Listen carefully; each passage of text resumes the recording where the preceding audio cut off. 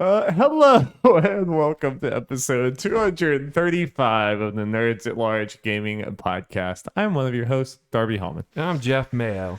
And Jeffrey, we have so freaking much to talk about here on this Vidumogom podcast. You know it. Ooh, baby, we do really have no time to waste. So, Let's get into it. Yeah, unless you have something good to say here at the top, I think we just get into the One Piece and prove why it's real. True. I was going to say the One Piece is real. Well, Jeff, you do say it about every third sentence that comes out of your mouth, so it's a pretty safe bet.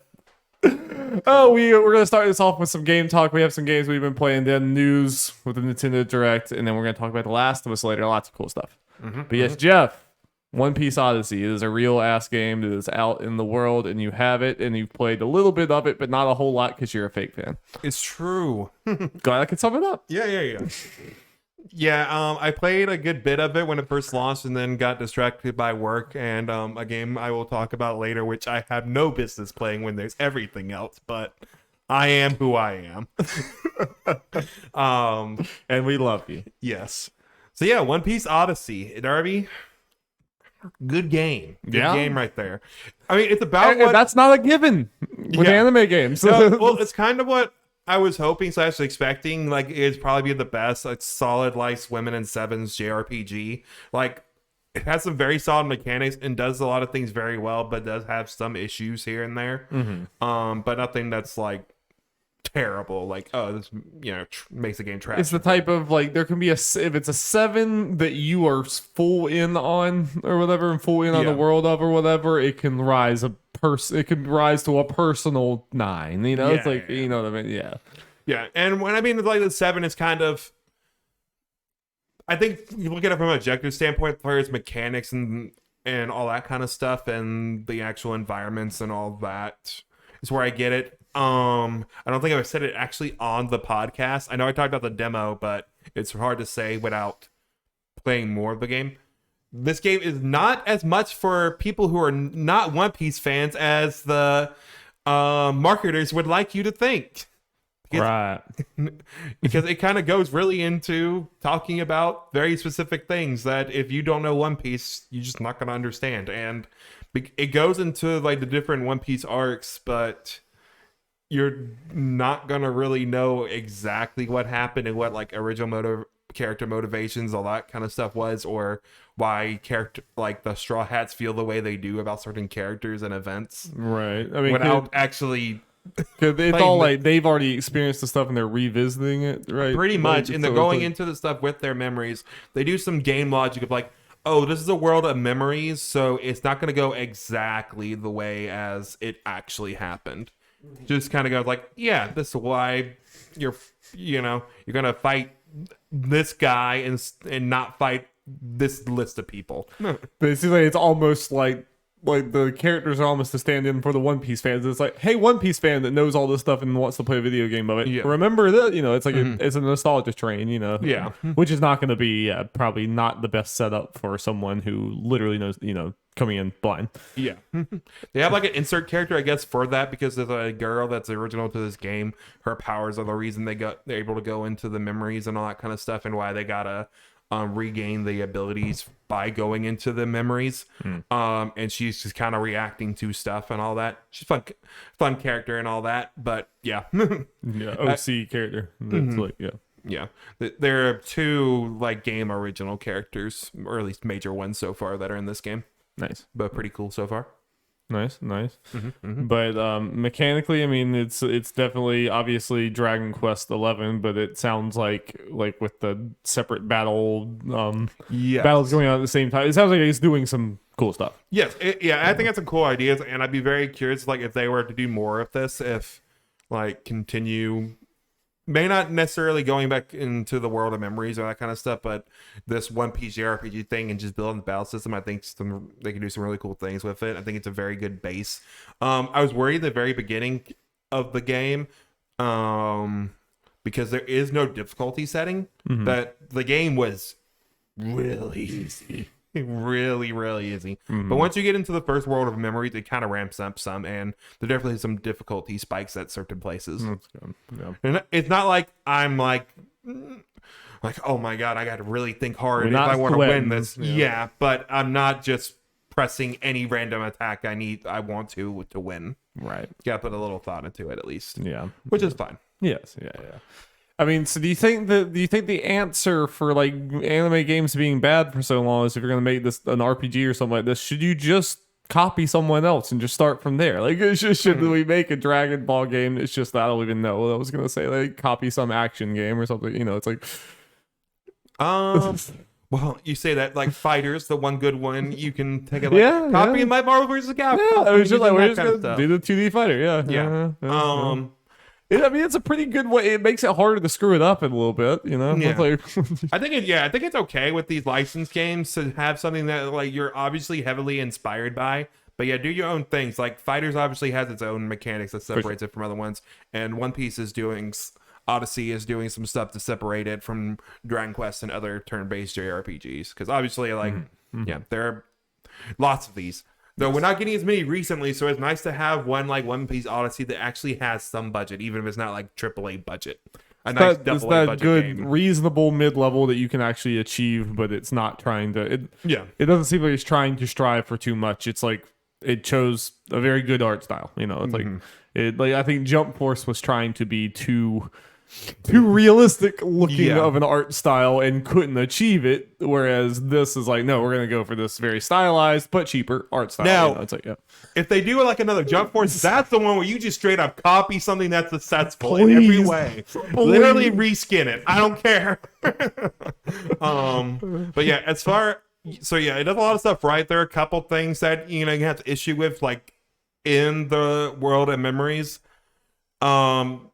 At least in the first one, the pacing is not great. To be honest, it's just really long. Yeah. Like it did not be as long as it is, but I did hear people say like the later on ones are shorter and arguably maybe a little shorter than they need to be. Like it'd be best, like the length of the game, total length of the game sounds like to a lot of people it's fine. Just cut off some bits of this and add it to the other one of the other three memory worlds. Gotcha. They're running out of time.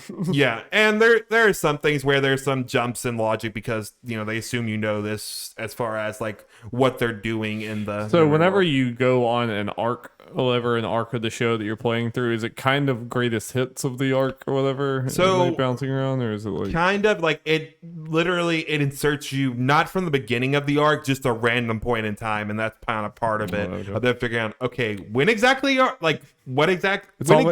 we? Almost like Kingdom Hearts or something. Yeah, pretty much.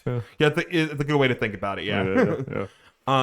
But the game's still a lot of fun. I'm trying to think about other things that I did not talk about. Yeah, we don't have to go to, because we've already talked a lot about One Piece Odyssey, so yeah. But yeah, in general, I give it a thumbs up if you are, especially if you're a One Piece fan. If you're someone, I've heard some people that are not One Piece fans that played it and seemed to really enjoy it for like the mechanics and the characters and stuff were fun and all that kind of stuff. It's hard for me to recommend doing that at full price, but if you're someone who's just looking for a good, like I said, mid-budget JRPG, right. Wait for a sale if you're interested in it. Maybe do that. It might be worth it for you then. I think there's enough there that you could, but you're gonna miss out on a whole lot. It might just feel kind of slow when you don't really know the, I don't know, the world or whatever.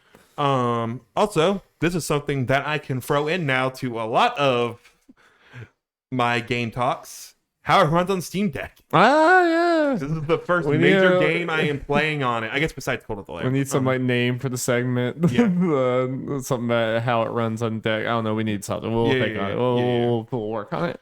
Yeah. I think it runs really well. Nice. I'm having no issues with it. I've had no issues for how it runs. I can't remember I remember I had to change the setting on it to get like optimal as okay, yeah. I think in One Piece Odyssey is a performance mode and what's the kind of word I'm looking for? Graphics mode? Yeah. Something? Or I don't know. I said it's so frame rate better. Yeah. Always, always. Give me that. There's nice, solid frame rate, and honestly, visually, it barely. I was about to say yeah. the graphics of a game like this is probably like Honestly, I could tell a lot more of the frame change than the actual visual change. Correct. So even on PC, I recommend setting it to the frame rate mode. Yeah, absolutely. I do that for a lot of games, but yeah, this is one where it's like, yeah. I loved playing Dragon Quest in that like over 60 frames per second. It just looks very, very pretty. Very, very nice. Well, Jeff, why don't you tell me about Fraymakers Early Access? It's finally here. That game I gave money to, was it 2 years ago? Something like that? A while ago. Yep. Don't regret it so far. It's fun. It is solid. Obviously, people who don't know what Fraymakers is, it is pretty much an indie Super Smash Brothers inspired platform fighter. It has in this beta Octodad, Orcane from Rivals of Ether, Weltaro from Downwell, and I'm blanking. Whoops. Oh yeah, Commander Video from Bit Trip.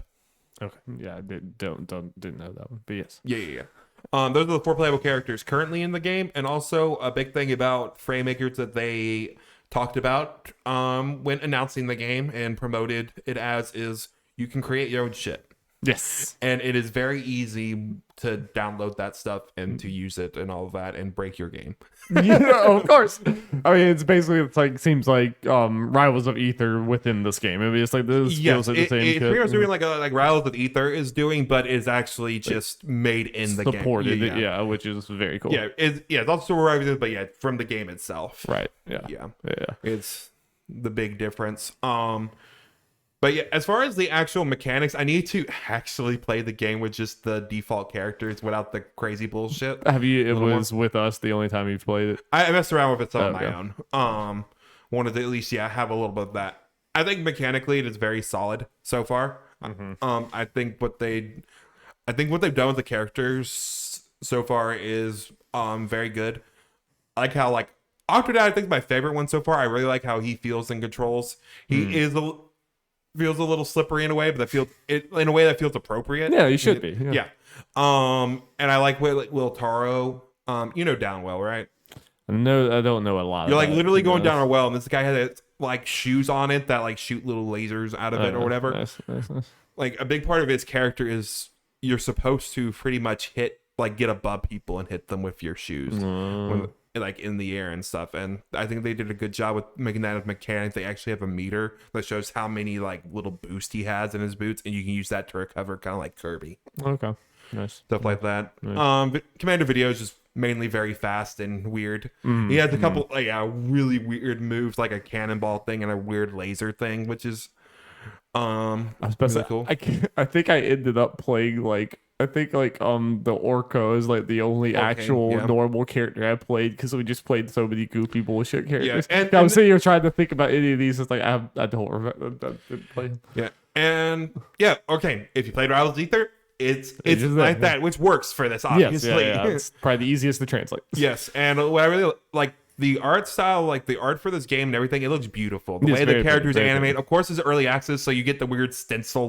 they're being drawn thing, which is kind of funny. But again, it's early access, so that stuff will get in. But the actual art that's fully there, it's beautiful the way it animates and all that. And I like the idea of the assists in here. Yes. How it's a way of also representing other games that you're not going to do a full character for, and it's basically you choose your assist, and then you build up a meter, right? It's like a meter you build up, and then you use that, and they do one move. But it's it runs the gambit of especially with the user created ones. But it runs the gambit. What I like about the assists are that they are varied. You can check on the character select screen how much damage you need to cause to get that meter up. Because the way the meter does is because in Smash, with the Smash meter and stuff, it's a lot of it is you taking damage. But this is one, it's just purely caused by you dealing damage. So you gotta be aggressive to build it up. You can't just run away and wait for it to fill I up. like that.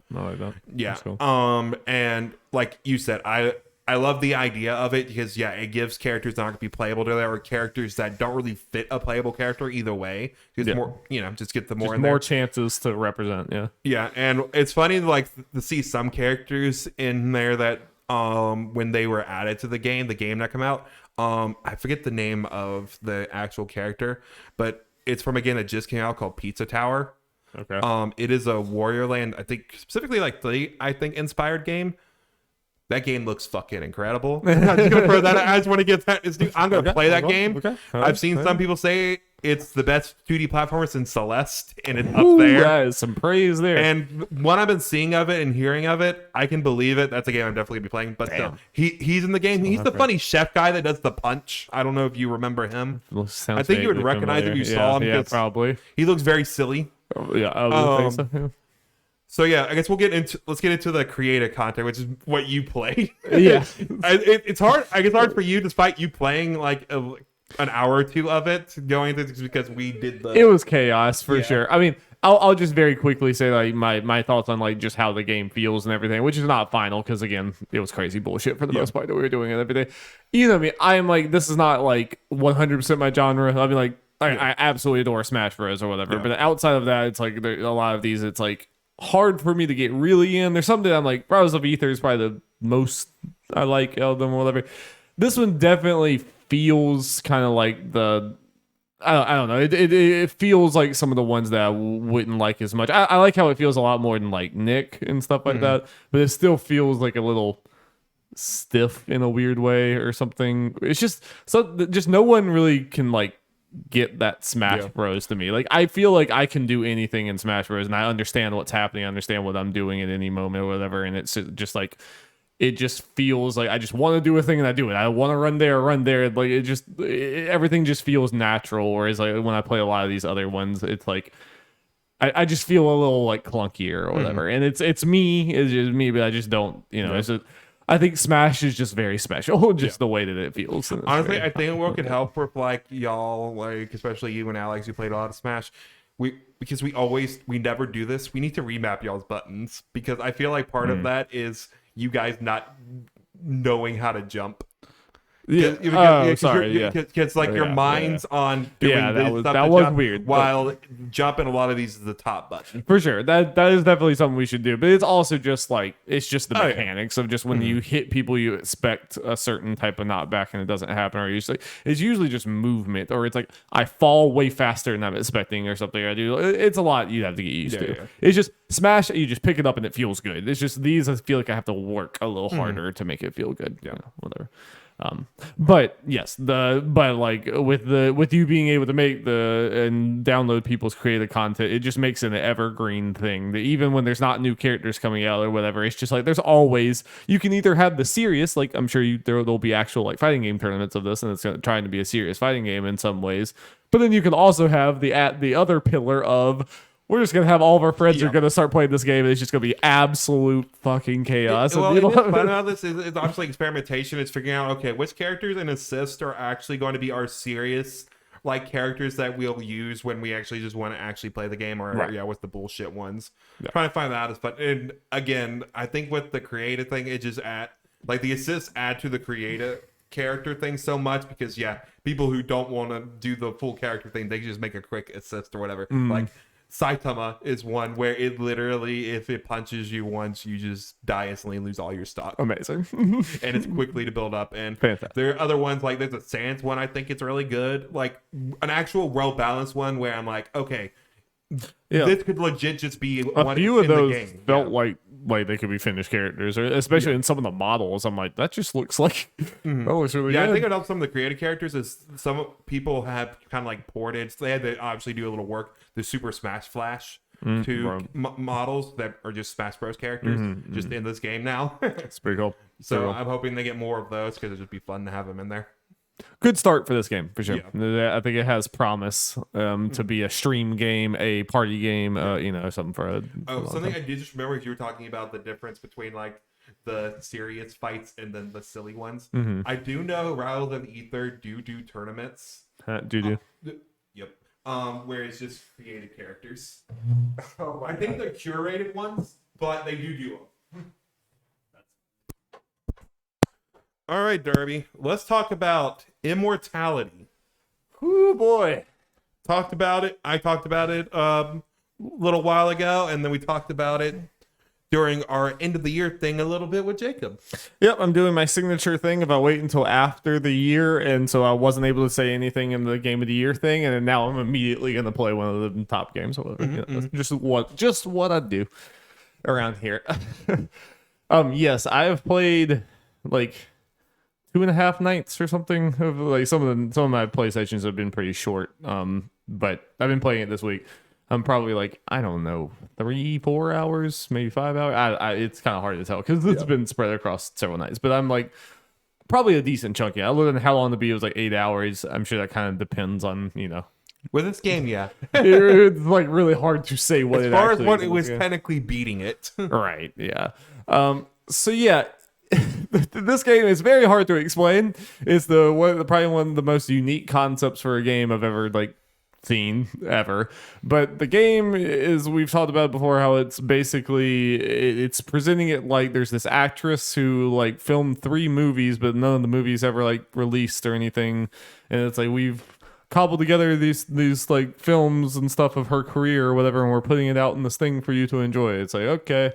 So you start watching it, and it is like Jeff had talked about before, how it's a giant grid of all these different scenes. You choose one, and then all the rest of them go away. So you just have this one scene now. So you can basically start anywhere, I guess, which is wild. So yeah, it's not like you immediately just pick the first one that we said. Yeah, I scrolled down a little bit for randomness. Oh, okay, gotcha. I didn't. I can't remember if I knew if it said they were going to go away. I was like, I'm just gonna go down here and see how it goes. Then I went back and oh wait, no, that's the only one. I'm surprised I didn't just go for the chaos, but I was like, I feel like it probably would most naturally go this or whatever. Which maybe that's part of also we were talking about our differences or something, because so basically you choose the scene or whatever, and then it's you watch the scene of an actual movie. Some of them are movie scenes, some of them are behind the scenes filming thing, interviews. Yeah. And so then it stops and you can click on any object in the scene, or most objects in the scene, faces, things like that, and it'll just automatically teleport you to another scene with that person or that object or whatever in it. So it's connecting the threads between all these 3 different movies. Very strange. So just a very weird concept for a game or whatever, but it really works. So it's all FMV and everything. And me and Jeff were talking about, for me, it was I kind of was going in order for the most part. I was getting a lot of scenes from the first movie with some from the second. It was kind of going back and forth between them, and I feel like I've gotten those 2 not all the way done, but close to it or whatever. And then now I'm finally getting the third movie, so it was kind of going in chronological order for me or whatever, which was kind of nice, honestly. The weirdness is also cool too, but I do kind of appreciate somewhat I've been able to kind of piece things together more. Because it starts off with a lot at first, you just kind of understanding the plot of these 3 movies by jumping around all over the place. So you're I know this first movie is a weird religion movie with people being persecuted for having sex and stuff. It's I can tell that, but then you slowly get up, and the second one is this weird artist group or whatever. It's you slowly get these things together, but then you're also seeing, and you can scrub back and forth, you're seeing the characters, the actual actors talk to each other behind the scenes, and you slowly start to get ooh, there's some drama here. It's right before they say action, they'll be Jesse's a little bitch. Action. Anyway, so it's ooh, okay, that's interesting. So even before anything weird happened, it's cool, where it's you're just slowly getting these characters, but then weird shit starts happening. Yeah, real weird shit starts happening, and then it gets weirder, and then it gets weirder. Yeah. And like Jeff had said, I don't want to spoil it, but it's it's impossible. Even if I end up, I could see this game being me getting to the end, and I think this game is a pretty strong contender for me not liking the ending of it, or being kind of what that was at the end, because there are definitely some of these super artsy games that I really like, but sometimes the ending I'm all right, I could see that. But regardless of how it ends, regardless of how it goes or whatever, I mean, I'm locked in. It's impossible to play this game and not be kind of sucked in. Like Jacob said, he played it in 1 8-hour session. It's I can see that, you know? It's you just kind of like you start and you're like, what the fuck? And you just keep picking away at Yeah, I it. just need to do that at some point. Just get for it. I'm sure you would just barrel through it and everything. And going on that, there are definitely some times where I feel like it gets a little too melodramatic, especially in the weird scenes. Like some of them are like really weird and really well done, and some of them are just like, okay, it just like it has an air of pretentiousness sometimes. Sometimes I just feel like it's like dramatic for the sake of being dramatic when it's like I don't know. Like sometimes it doesn't feel real, because like in a weird way. It's hard to explain exactly, but it's like I would have appreciated like a little bit of toning down on the melodrama somewhat, but by and large I think it works. And by and large I think the acting is very, very good, as you talked about before. Like they're having to play the characters but also playing the like people playing the characters. And like so like I can't imagine having to like your script is you need to fuck up you need to fuck up the scene intentionally so that we can redo it to make it seem like it's a real scene, like the actor messed up. So like, that's so bizarre. And then they actually messed up, and then they just kind of go. I bet that's happened. I bet it happened. Even I actually listened to the main lady was on the Kind of Funny podcast, and she was talking about there was like sometimes where she just had to be like, can we start over? It's like, but they're like, yeah, apparently some of the things that she like messed up, they were like, no, just keep it in. It works with the whole thing, you know. It goes along with it. Yeah, this game's cool. Yep. I don't know. Do you have any questions for me? Not really. Not really anything more. Played enough of it to know. Yeah. I highly recommend it. I mean, I think it's like Return of the Obra Dinn-esque in the sense of like, this is a game concept I never would have thought up in a million years, but cool, you know. I'm definitely super into it. And I think it's one that you could probably play with non-gaming friends or whatever, because you don't need to know any gaming knowledge to be able to point and click at things and everything. But it is weird. It's very weird. It's not going to jive with everyone because it's a strange game concept, but really well done. I'm excited to see the end of it and maybe do a spoiler cast with you and Jacob. That'd be fun. Yeehaw! Yeehaw, doggies. Well, Jeffrey, Nintendo brought the goods. Oh wait, no, sorry. Well, Nintendo, not Nintendo. Actually, Nintendo will probably close this game down any second now. But. This game's been up for years. That's good. That game is Pokemon Infinite Fusion. It is a Pokemon fan-made game where, there are 420 Pokemon in this game. And every single one of them can fuse with any other one, including themselves. Damn it, you're cut off. No. So yes, Darby, you can have Omega Bidoof. Good. I do think the fusion of Bidoof and Bidoof has a unique sprite. Yeah, the kind of fun thing about this game is because of the fact that every Pokemon can fuse with any Pokemon, there are technically 175,000 Pokemon in this game. Are you waiting on me? I'm sorry. Oh, yeah. I don't know if you were listening or not. I couldn't. I'm sorry. Yeah. I was saying, because any Pokemon can fuse with any Pokemon, there are 175,000 Pokemon in this game. There's that many entries in the Pokedex. Damn. Good luck completing that. Someone. And a lot of them, most of them obviously have like AI generated sprites, just kind of like combining them, because the way the fusions work is like a head and then like a body thing. But a whole bunch of them, I don't know, maybe like 20,000 or some shit. I don't know. Maybe not them. I don't know. A lot of them are custom made sprites. Like a bunch of fans, I guess, came together and they just made the sprites in these designs and all that shit. And it's just pretty awesome. Yeah. There's some really interesting ones there. And the fact that I was able to just sit there and be like, Chandelure and fucking Pikachu. It's like I just like was giving random Pokemon to Jeff to just see how it goes. So how was the actual game? I think it is really good. I do think this might be this. I think I mentioned to you before is this might be like the best like fan made game for like maybe the more casual one or for a more casual playthrough of it, but also it has a potential there for hardcore ones, because with it, because obviously infinite potential for Pokemon. A lot of them are there and all that. Yeah. You can fuse them. You can do any combination you play for. It can be very different as far as like what you have available to you to everyone else.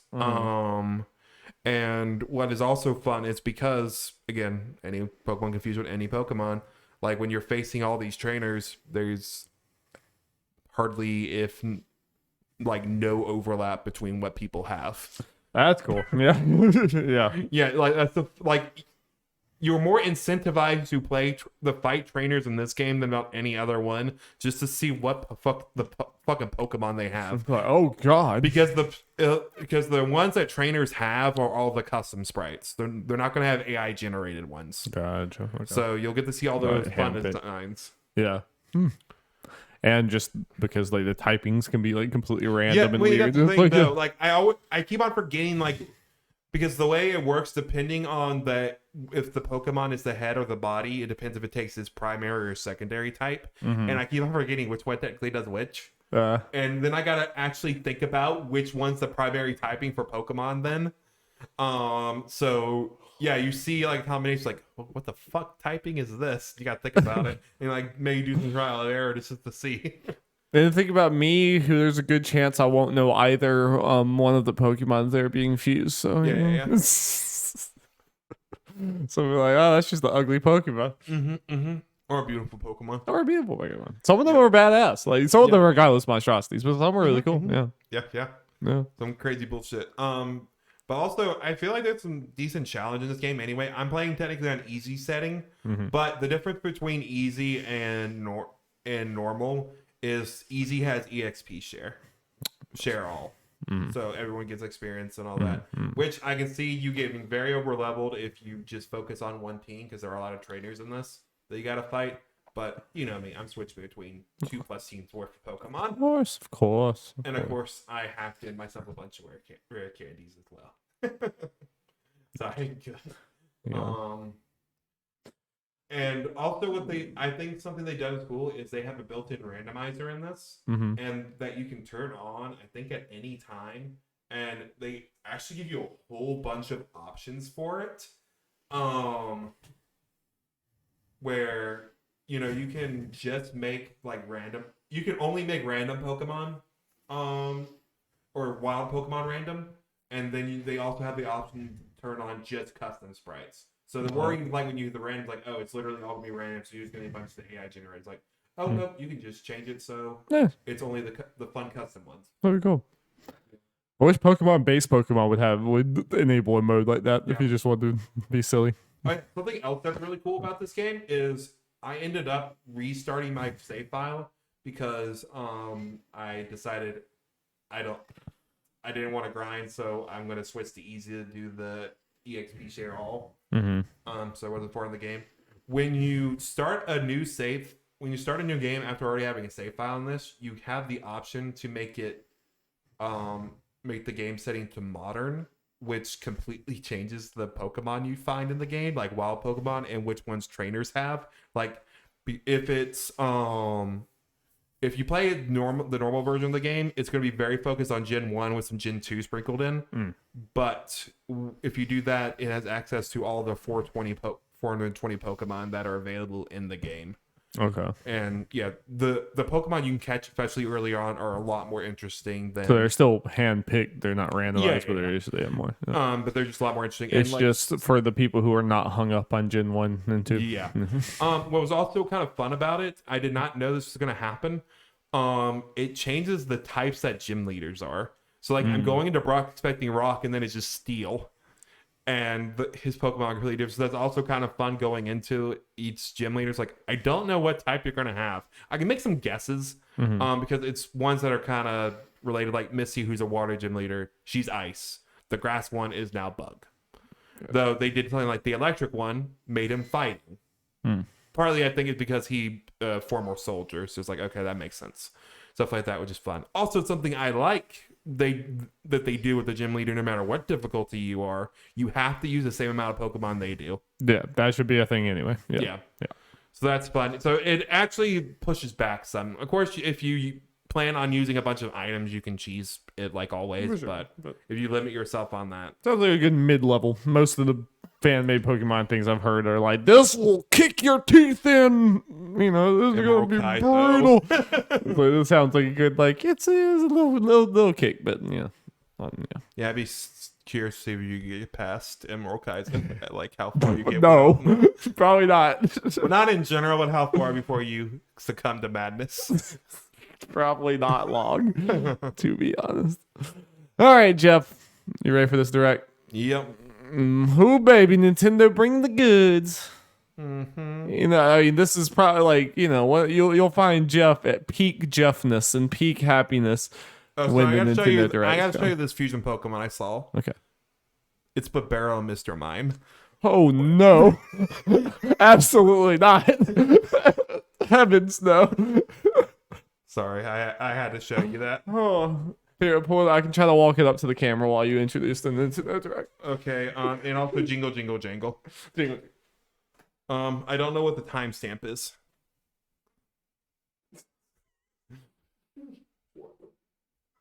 That's art. That's what that is, Darby. Well, we need to make the timestamp. I am. Okay. That's why I waited. Okay. I got you, boo. Jingle, jingle, jingle. Jingle, jingle, jangle. All right, Nintendo Direct. Sound the beacons. It happened. We got our February Direct. Nintendo has blessed our ear holes and our eye holes with news directly into our veins. So I guess overall, you want to do this at the top. What you think? I liked it. Yes. I think a lot of people had the right expectations going to the Direct as far as, okay, I think it's getting more and more clear we're towards the end of the Switch's life cycle, so we're winding down on the amount of big announcements. This one keeps going out. That moves to the other one here too. It's never good enough for you. Yeah, go ahead. All right, talking on Nintendo Direct. It's pretty good. Yeah, we're getting towards the end, so not as many like big games that could potentially come out, or I don't think they're going to release. Getting to the point where they're probably going to start saving some big stuff for Switch 2.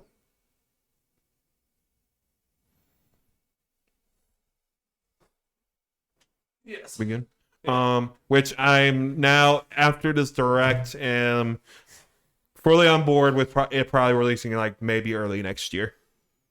Like I'm believing the whole releasing when? Sorry. Like the Switch 2 probably maybe releasing like early next year is the plan. Yeah. I'm buying the reports that we got from like IGN and VGC that Tears of the Kingdom is the last big game that is going to release on the Switch. Obviously, big game is subjective and stuff, but I think that just means the Zeldas, the mainline Marios, probably Pokemon, Smash Bros. Cards, etc. Yeah. So I like as I was watching this Direct, when I was like 30 minutes into this Direct, I was not having a good time. I'll be 100% honest with you. I was not having a good time. Obviously, at the end, it like really ramped up a bit. I was like, that was a middle of the road, like right down the middle Direct. But it was like, as I thought about it more, when I went on my bike ride earlier, I did some soul searching or whatever, and it's like, overall, it actually was a quite good Direct. I mean, there was multiple like really, really good things, multiple things we've been waiting on for a long time with the GameCube stuff and the Metroid and the Zelda and the now with the Xenoblade DLC, even though that hadn't been a long time, but still, we've been like, lots of really good things here. I think like basically that was a fantastic Direct if later this year or in the next like 8 to 9 months range or whatever, we get another Direct that's about just as good or maybe a little bit less or something, whatever. Then this Direct is fantastic. I just worried that, like in the Nintendo fashion or whatever, that it's like, oh, this seems really cool. It's a really good start to the year. This is just it. This is the that's why I just preemptively am like, whatever. Can I just assume that it's like, yeah, this looks really cool, but like, what if this is it? It's like the fall has nothing or whatever. No, you're right.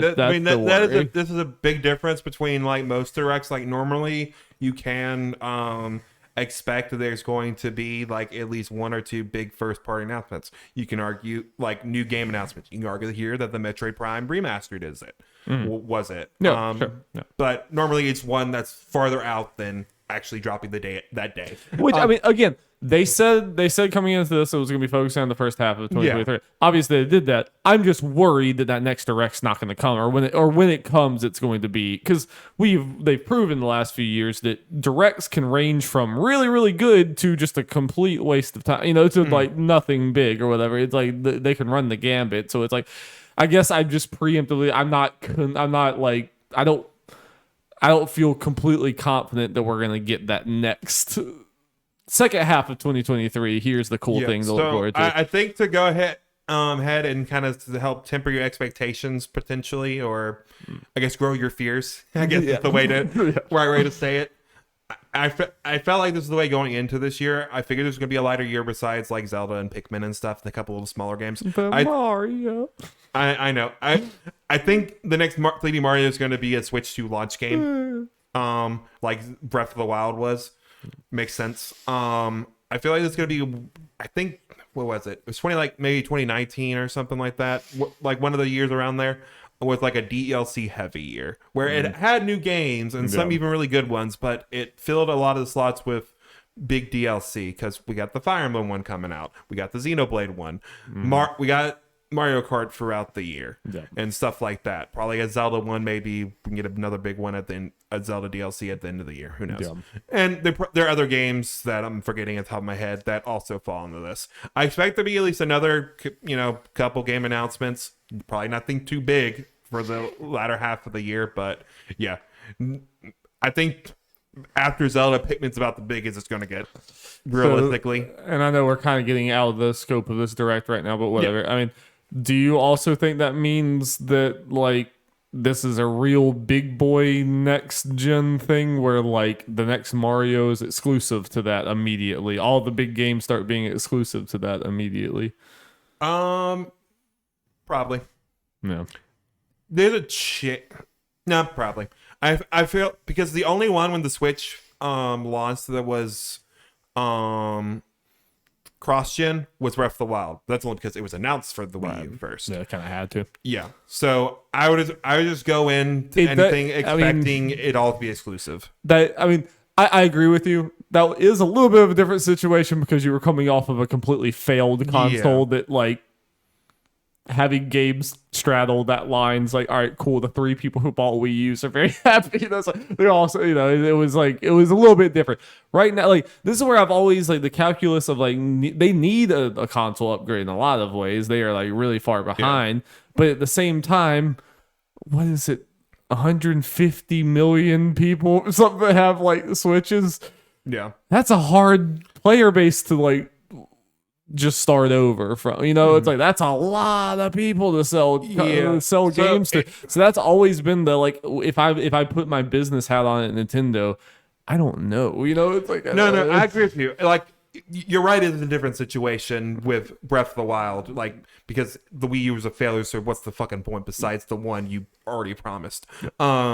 And even looking at like the history of Nintendo when they released consoles and cross-gen, we can't even use that as a barometer because the Wii U is backwards compatible. True. And to a lot of people was just an extension of the Wii anyway, for better or worse. Mainly worse. And about the only really cross-gen game I can think of, like major one on the top of my head, I can think of is Twilight Princess. Because it was kind of, if I remember right, a kind of similar thing where it was announced kind of, earlier than you would maybe you expect, so it kind of just ended up on both. But it's basically like this is not going to be a Switch Pro. This is going to be a Switch 2. At this point, it's going to be a whole brand new console. I mean, I think so too. It's just and the fact that people are still talking about Switch Pro last year, I'm like, you guys are insane. I always thought we'd have a Switch 2. I was not convinced because of the player base of the Switch and the popularity of the Switch. Up until this direct, if you had asked me, I would have said it's not going to be next year. I would have been like, it might be the year after that, which is not even that much of a difference. But I would have probably said 2025, not 2024, which I still think it might be 2025. But now it's definitely seeming more like they might be ramping up for that.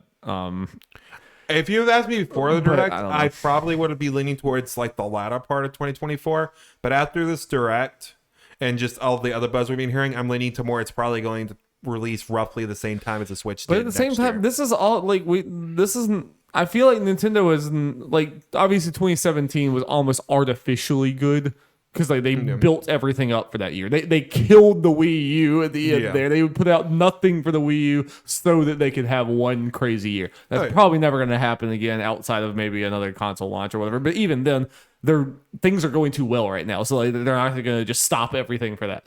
You know, it's like.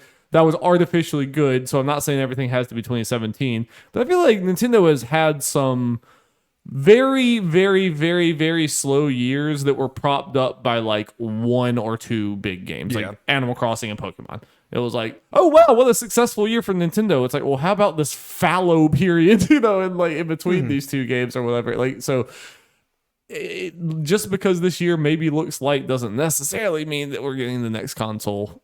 Yeah.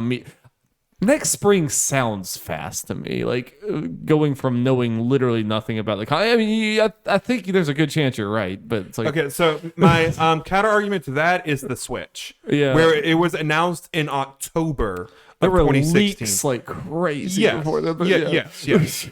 But yeah. yeah. But Nintendo has been very tight-lipped since then. Yeah. Like there are a couple little things that have obviously leaked out, but as far as like bigger stuff, I feel like around that point, they've just been a steel trap. Yeah. So all I'm saying is, we could start getting the leaks. Who knows? Like any time now, like starting the summer leading up to it. For sure. It's just there's a very good chance that the Switch 2 sells a fraction of what the Switch does lifetime. Just because the Switch is one of the best-selling consoles of all time. That's why it's like it's a hard business thing for me to say, like, yeah, we're gonna the Switch is like keep selling like crazy, but bye. I mean, it's what they need from like gamer, like, they're being left behind perspective, but from money, like, I don't know. Yeah. I'm not sure. But yeah, let me make it clear. But anyway, If it doesn't come out like early next year or even next year at all, I'm not gonna sit here and be like, what? yeah. Because I was leaning more towards like what you were saying about probably not 2025 anyway, for the most part. I don't feel confident about anything Yeah. here. I'm like, I'm pretty. Yeah. Whatever. And I mostly defer to you. I think you know what you're talking about more with this than I do. But, Yeah. So I am going to be interested. I think part of to kind of close on this, to add on to it, the main reason I'm thinking I'm feeling like it a little more sooner than I did is the fact after Pikmin, there is nothing. I know there are times where it's like there wasn't much, but even then, there was always at least a little something that we knew there was coming beyond that. Like, normally it would feel like they would announce something here that would go beyond the July date of Pikmin 4, but we have nothing. I think there's still going to be something, but yeah. yeah. But probably smaller. Yeah. Overall. Though I will say, as far as something potentially big-ish this year, Pokemon was not in this direct because we have Pokemon Day and like, yeah, no. That's expected, what but I'm saying. So we could have like a big Pokemon like DLC that I expect that, or yeah. like a big spin-off game or two to fill out the year as well. You could, yeah. So yeah, let's actually get into talk. Sorry, but that was good. That was very good. That was very good. Very good talk. Very good talk. Pikmin 4 is how they started off this direct, Darby. And honestly, despite how good it looked, that was that Pikmin 4 as the way it was starting was a sign to me, we're not going to get a lot of like big game announcements here from Nintendo. You were putting down old Olimar, who's not in the game. They didn't even put Olimar in it, Jeffrey. It's honestly more because it's a game we already knew about. And I was like, okay, so Pikmin and Zelda are the tail ends of that. Have they already recently re-announced it before, or has it actually not been talked about in 10 years since? No, it was during the September direct that they officially re-revealed it with the very teasiest of tease. Gotcha. So yeah, the first time looking at the game, and I think it looks pretty damn good. I think it. Go ahead.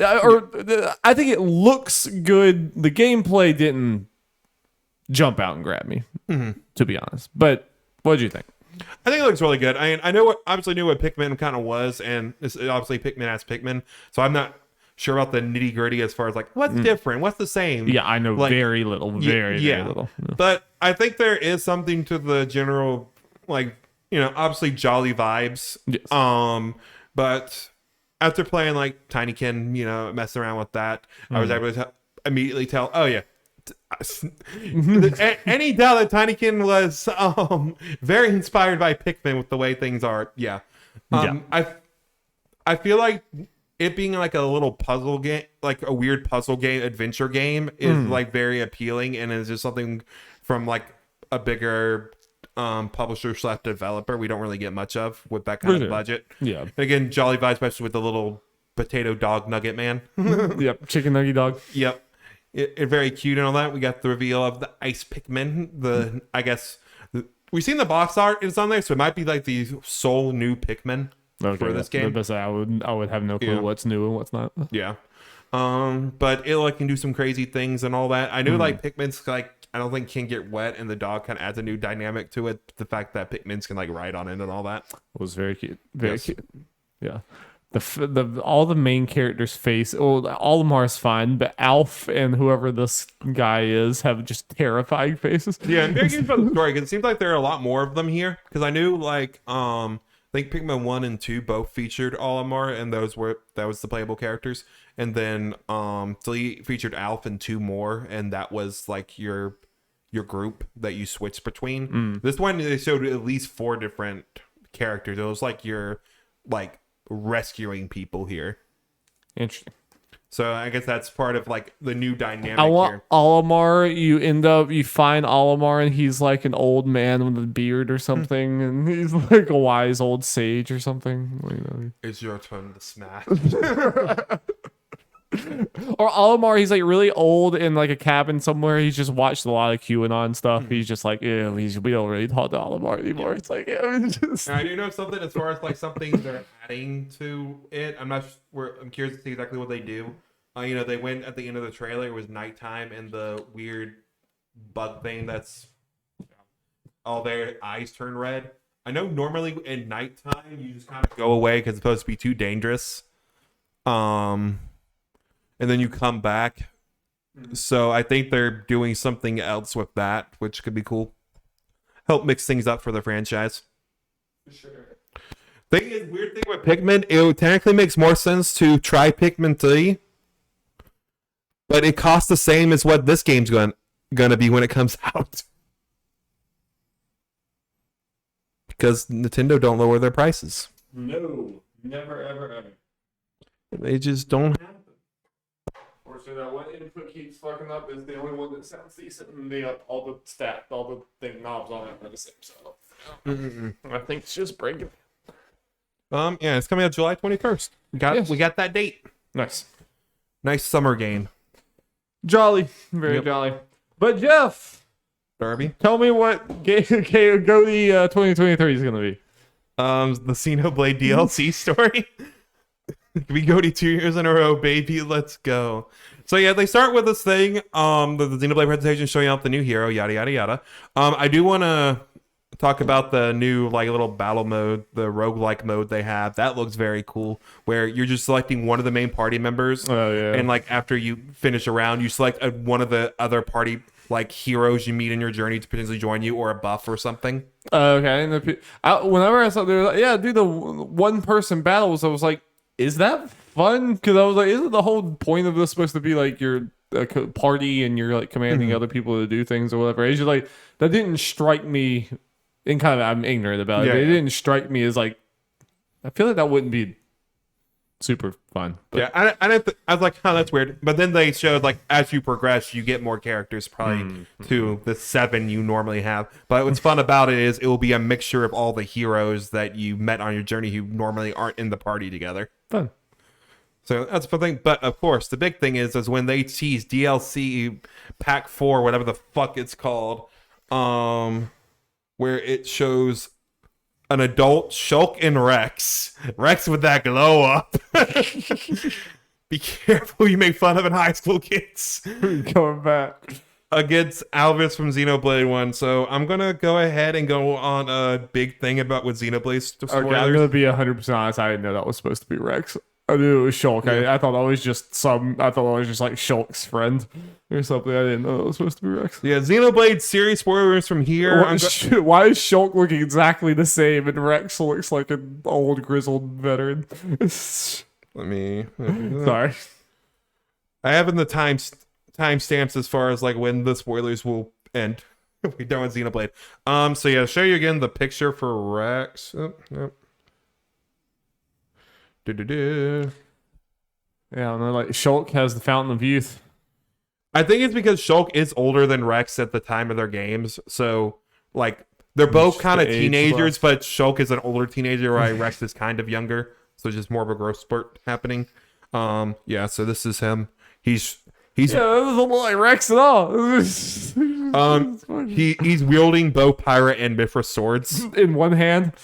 No, yeah, one hand each. Okay, one Yeah. hand each. He's dual wielding, baby.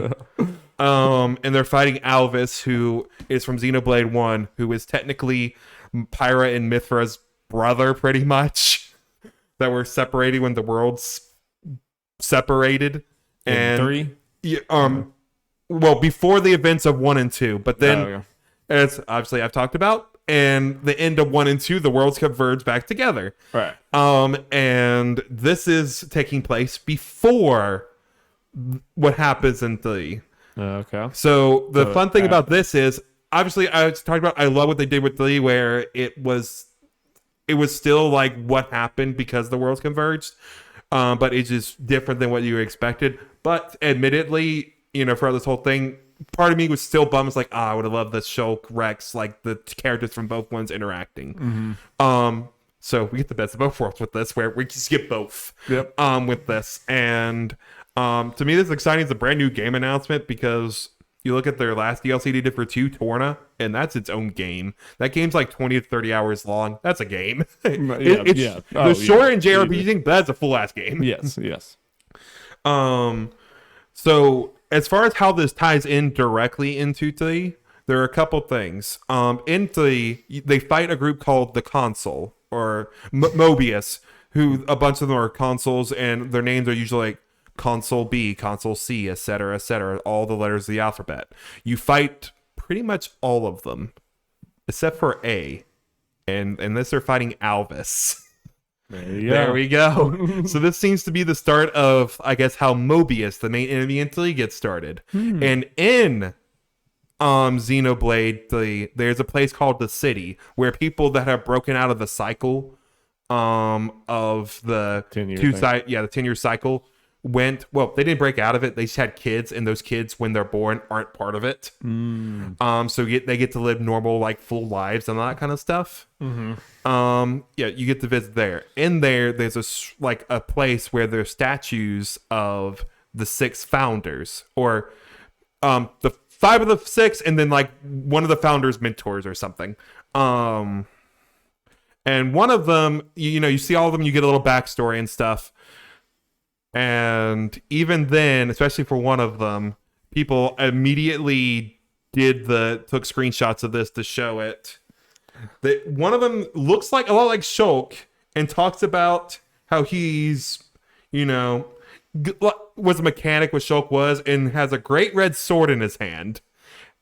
And one of them talked about how a guy has 2 great swords, wielding 2 great swords, just like Rex is in this trailer. And talks about him losing an eye, so I guess we'll see how that happens. Oh. And then you look at the statues and what they're wearing, and they're the exact same. So we're going to see how the city is founded and all that kind of stuff. And there's a new character, which we're not sure, who looks like a lot like the character from Xenogears, to be honest, who is apparently another founder. Huh. That would be cool if they converged that too.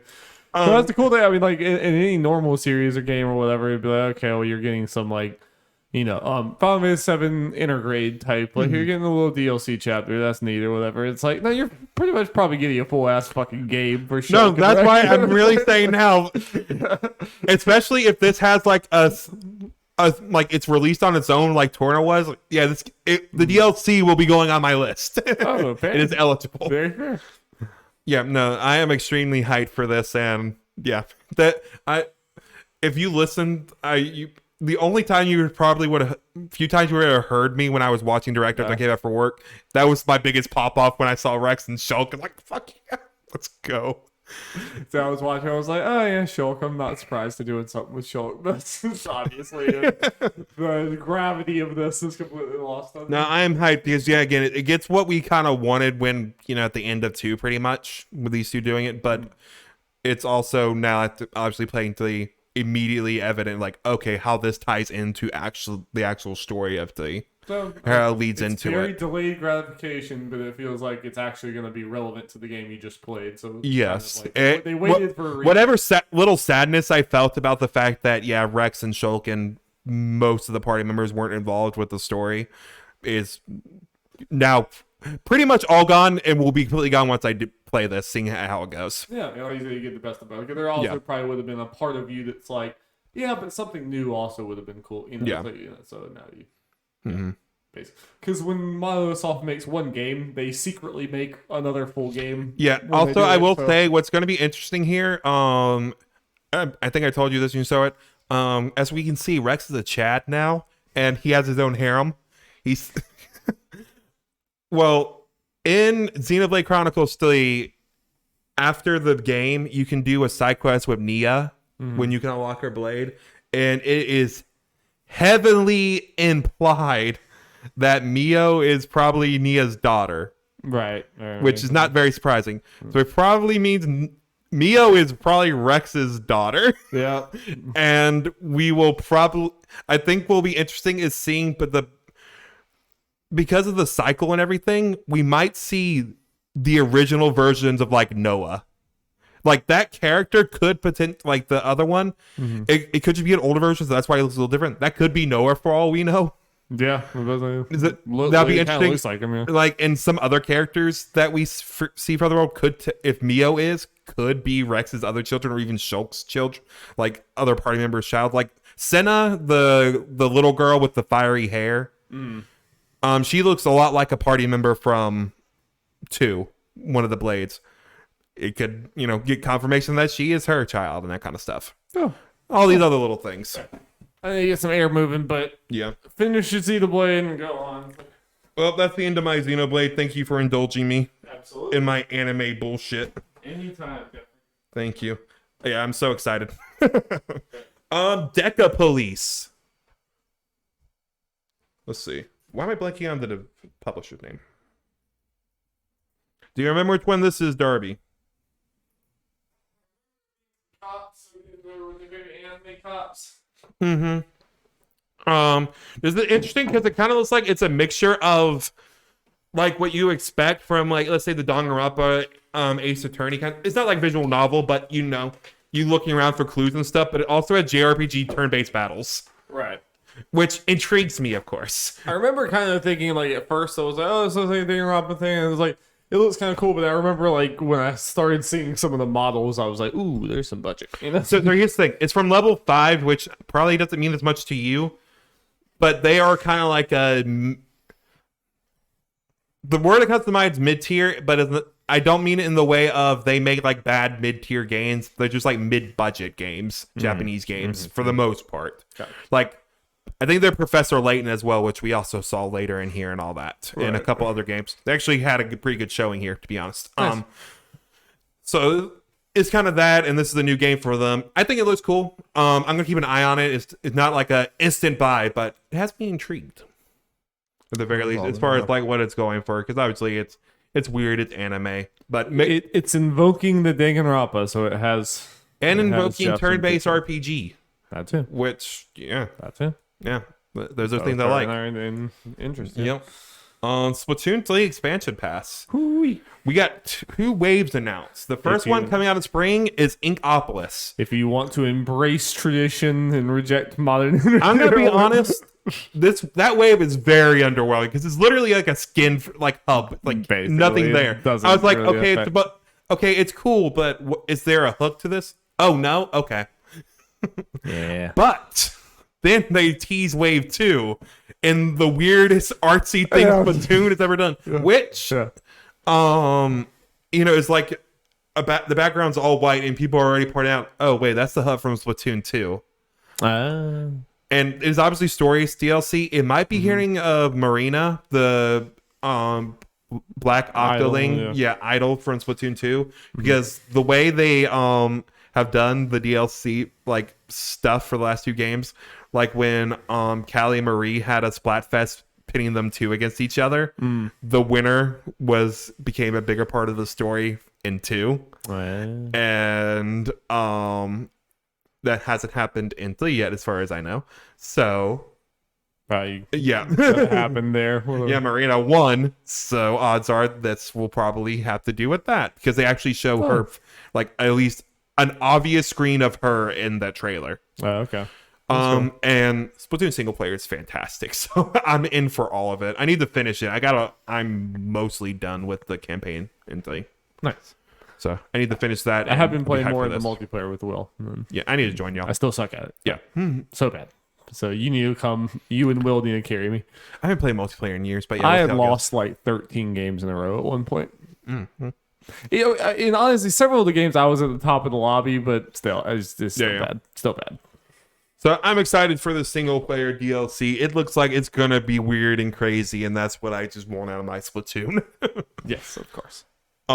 Disney Illusion Island. We got a release date for July 28th. Looks good. Yeah, That look good. absolutely. Getting the Rayman vibes, going a little Yeah. more, showing that gameplay and exactly what you're going to be doing in this game. Yeah, It it's looks, very cute.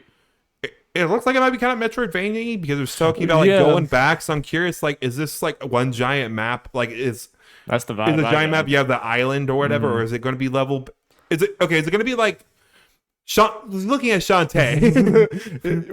Which version of Shantae? Yeah. It looks way more old school Shantae than I thought it would. What you know? yeah. I thought. But as far as maps, it's gonna be like 7 Sirens, or going to be like half Genie Hero. Yeah. As far as it being level based or just a giant ass map. It looks more like giant ass map. I'm fine either way. I think am too. Yeah. like It looks more like giant. I'm excited to play this with you if you're down. 'Cause Yeah, it's multiplayer. yeah, no. Yeah, absolutely. Yeah. We can hug each other to heal. In real life and in the game, of course. Yeah, both at the same time. We must do it. So I'm excited for that. And it looks like it's looking like based on the box art that they're showing like from retailers is actually published by Nintendo. So Sorry, say that again. it was based on the box art and stuff that at retailers. It looks like it is published by Nintendo. Okay. Which it is Switch exclusive, so I guess it makes sense. Like, hey, let's license out a Disney game real quick, you know, fill out that library a bit. I'm sure that makes. I'm very interested to see how this game does and everything, and how it like sells and everything. As far as the developer goes, it's made from the ones who did the most recent Battletoads, Okay. which I heard was like a Swimming in Sevens kind of game. So I mean, it looks like I'll wait to see reviews and other things like that. But I mean, it looks cute. I like the art style a lot or whatever. It's obviously doing a tried and true game style genre or whatever. So it's like I think it has a higher chance of being good. And it just looks like it looks like this one has more love put into it than some like a lot of Disney stuff kind of has. a like, lot of charm and all that. Yeah, cash grabby stuff a lot of times. and This doesn't it really feel like that. is a budget game. It's $40. Yeah. So yeah. Obviously, I'm gonna want to see reviews and all that, but it was on my most anticipated list, so I am gonna keep my eye on it. Finally, Engage DLC got shown some heroes. Honestly, Darby, the main thing I want to mention here is just talk about its selection of emblem, are just kind of interesting. Hector, no surprise, they picked Soren. Which one was Soren again? Ike's lover. Oh hell yeah! Let's go, dude. Yeah, I was like Soren, my man. Let's go. Camilla, yeah. Crom and Robin just together, like they're just inseparable. You just can't. Yep, BFFs. Crom just can't be alone. Apparently, he Yeah. has to be with Lucina or he has to be with Robin. And Veronica from Heroes, which apparently her ability is gotcha pull. Of course, it fucking is. That's funny. I mean, I don't want to be. I don't know. I don't want to be too curmudgeon and stuff about it or whatever. But like, I can't help it. Like, I just watched this. It's not even like it's that much of a problem or anything. But I look at this like as I watch this game, I'm like, I can see the marketing boardroom where they're like, we're making a new Fire Emblem game. How do we like sell or whatever? And someone's like, you have all these characters in the past. Just like add some like system on top of it where you put some pictures of these old characters and they do a special move or something. Like do the bare minimum of just like whatever, it doesn't move or whatever. And it's like, and then you can just have entire DLC packs. You can just like for the whole year or whatever, just play on that nostalgia over and over again. Like, To with be all fair, these they things. are more than just. Again, it's fine, Yeah. but it's just like very obviously it just seems like a boardroom thing of like use the nostalgia card, you know. Mm-hmm. Yeah, because the more than just pictures, at least they have like conversations. For with sure, characters for and sure, stuff. for sure. Yeah, It's just definitely, you know, using the nostalgia card really hard, which is, you know, not a problem. I don't know. I just like the whole Fire Emblem vibe. I'm ready for a Fire Emblem reset. I'm ready for a blow up of like we're gonna change what Fire Emblem is, which is never gonna happen because it's more popular now than ever. It's just No, it's gonna change just into stuff you hate. yeah, it's getting less and less interesting to me as time goes on. Unfortunately, if I could go play Radiant Dawn right now, I fucking Let's would. say, I let's just- fucking would. Maybe Soren the sign we're getting that Path of Radiance, Radiant Dawn Please. remastered thing. I don't know. I have no idea why they just don't fucking do that. Good question. It's probably been done for 5 years and they're sitting on it for some stupid reason. Nintendo also seems to love to do that. I guarantee you, Wind Waker is just sitting there ready to be on Switch, but they're like, but you know, the Tears of the Kingdom's right there, so let's sit on it for another year. Yeah. Harmony, The Fall of Reverie from Don't Nod, coming out in June, and music from Lana Rain. Big name. Looks pretty neat. It was interesting to see Don't Nod kind of going in a very different art style, at least. Whatever. You know, it's like- It's also very interesting because I've noticed it looks like it does not have any voice dialogue, unless and any that I can remember. I might be remembering wrong. okay. But at least when they were showing stuff like people actually talking like in the game, I don't remember it. But I might be completely off base. Gotcha. So It didn't like jump out and punch me in the face, but I do think it's probably smart. Don't know to try something different as far as like, they're still doing the story thing, but just to look different, you know. yeah, To, like, and they also had that other game that was shown at the Game Awards, which is obviously a higher budget one. oh, yeah, what was that again? That was not a I story thing, forget. right? That was like something completely else. No, I think it was a story game. Was it? Okay. Yeah.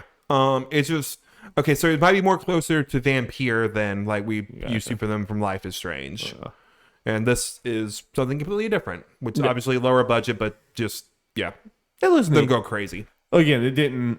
I wouldn't say it like grabbed me, but in general, I'm like that's interesting. Yeah, neat. But Darby, did Sea of Stars coming out August 29th with a demo that was Shadow Drop grab you? Yes, I actually did download the demo, and I played like only like 30 minutes of it before I fell asleep last night. So I'm very, very little. Yeah, to talk about I need to try that. But yes, that game is beautiful, Yes. absolutely stunning art style. I mean, it's like looks like that cross-code indie game that came out a while ago, mixed with like a Octopath, mixed with like old game. It just looks really pretty. Yeah. Really, really pretty. Music sounds good. Yeah, I'm not sure about the nitty gritty of the gameplay, so yeah, I'm curious to try that out. Yeah, from the little bit I played, I did a little bit of dialogue, and then it was like it was the demo is a little weird because it very obviously just throws you in the middle of the game, and like there's multiple things that like you'll play a little bit, and then it'll be like several adventures later the heroes end up here, and it's like okay, so it kind of is just like throwing you around, and like some of the dialogue, like there was some dialogue that was really funny, but then there was some dialogue that just didn't make sense. Gotcha. So it was like, I don't know if that's just super early type thing or something. I mean, I guess not because it's in August. Hopefully it just doesn't make sense because they're just throwing you around the story.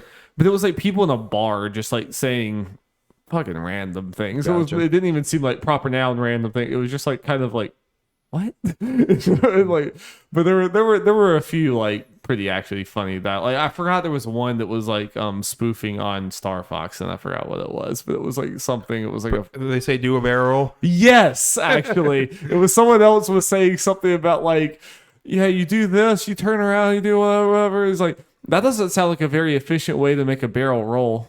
I was like, okay, that was good. That was good. But then there was someone else that was like, yeah, I need to get this because spoiler. Instead of like redacted due to spoilers.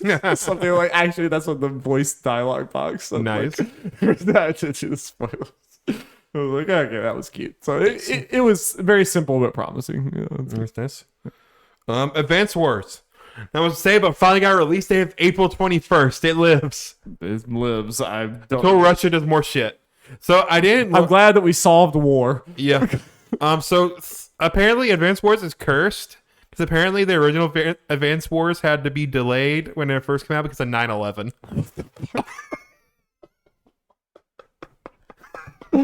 Oh my god. I don't think it was delayed quite this much, but yeah. Oh boy.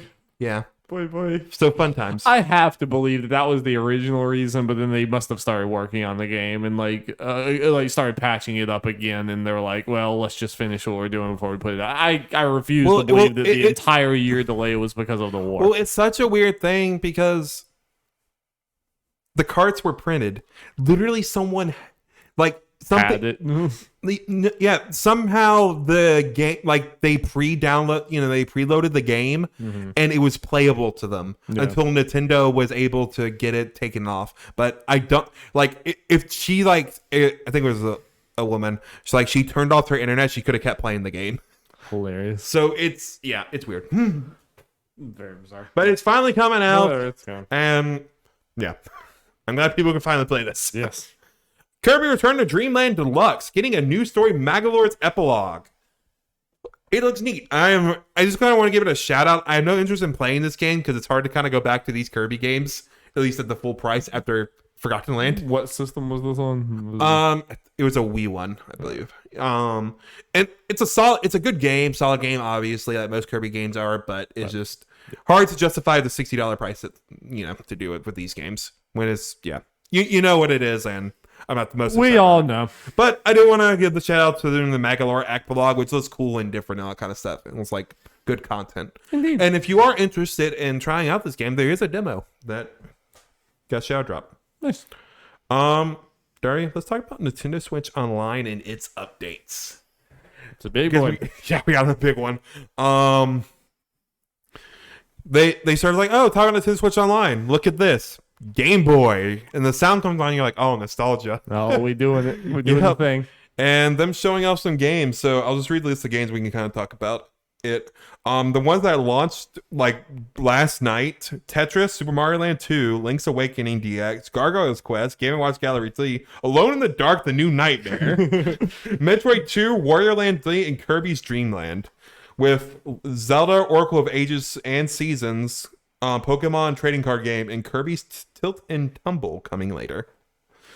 Crazy. It's wild. Good list of I'm games. so glad they're doing that. Yes. I was worried that, you never know. I just didn't know if this was going to extend to the handhelds, to the Game Boys and stuff like that. So that's... Yeah, or at this point, we're like, okay, were they waiting for Switch 2 to happen? Or that, yeah, who knows. But yeah, with that, let's do this before we get talking to it. They also announced Game Boy Advance is coming. After all that, they're like, oh, wait, there's more. Which I was like, this was a very, this press conference or whatever was like a good ad for Game Boy Advance because they showed all the Game Boys and then they went to Game Boy Advance. I'm like, wow, these look a lot better.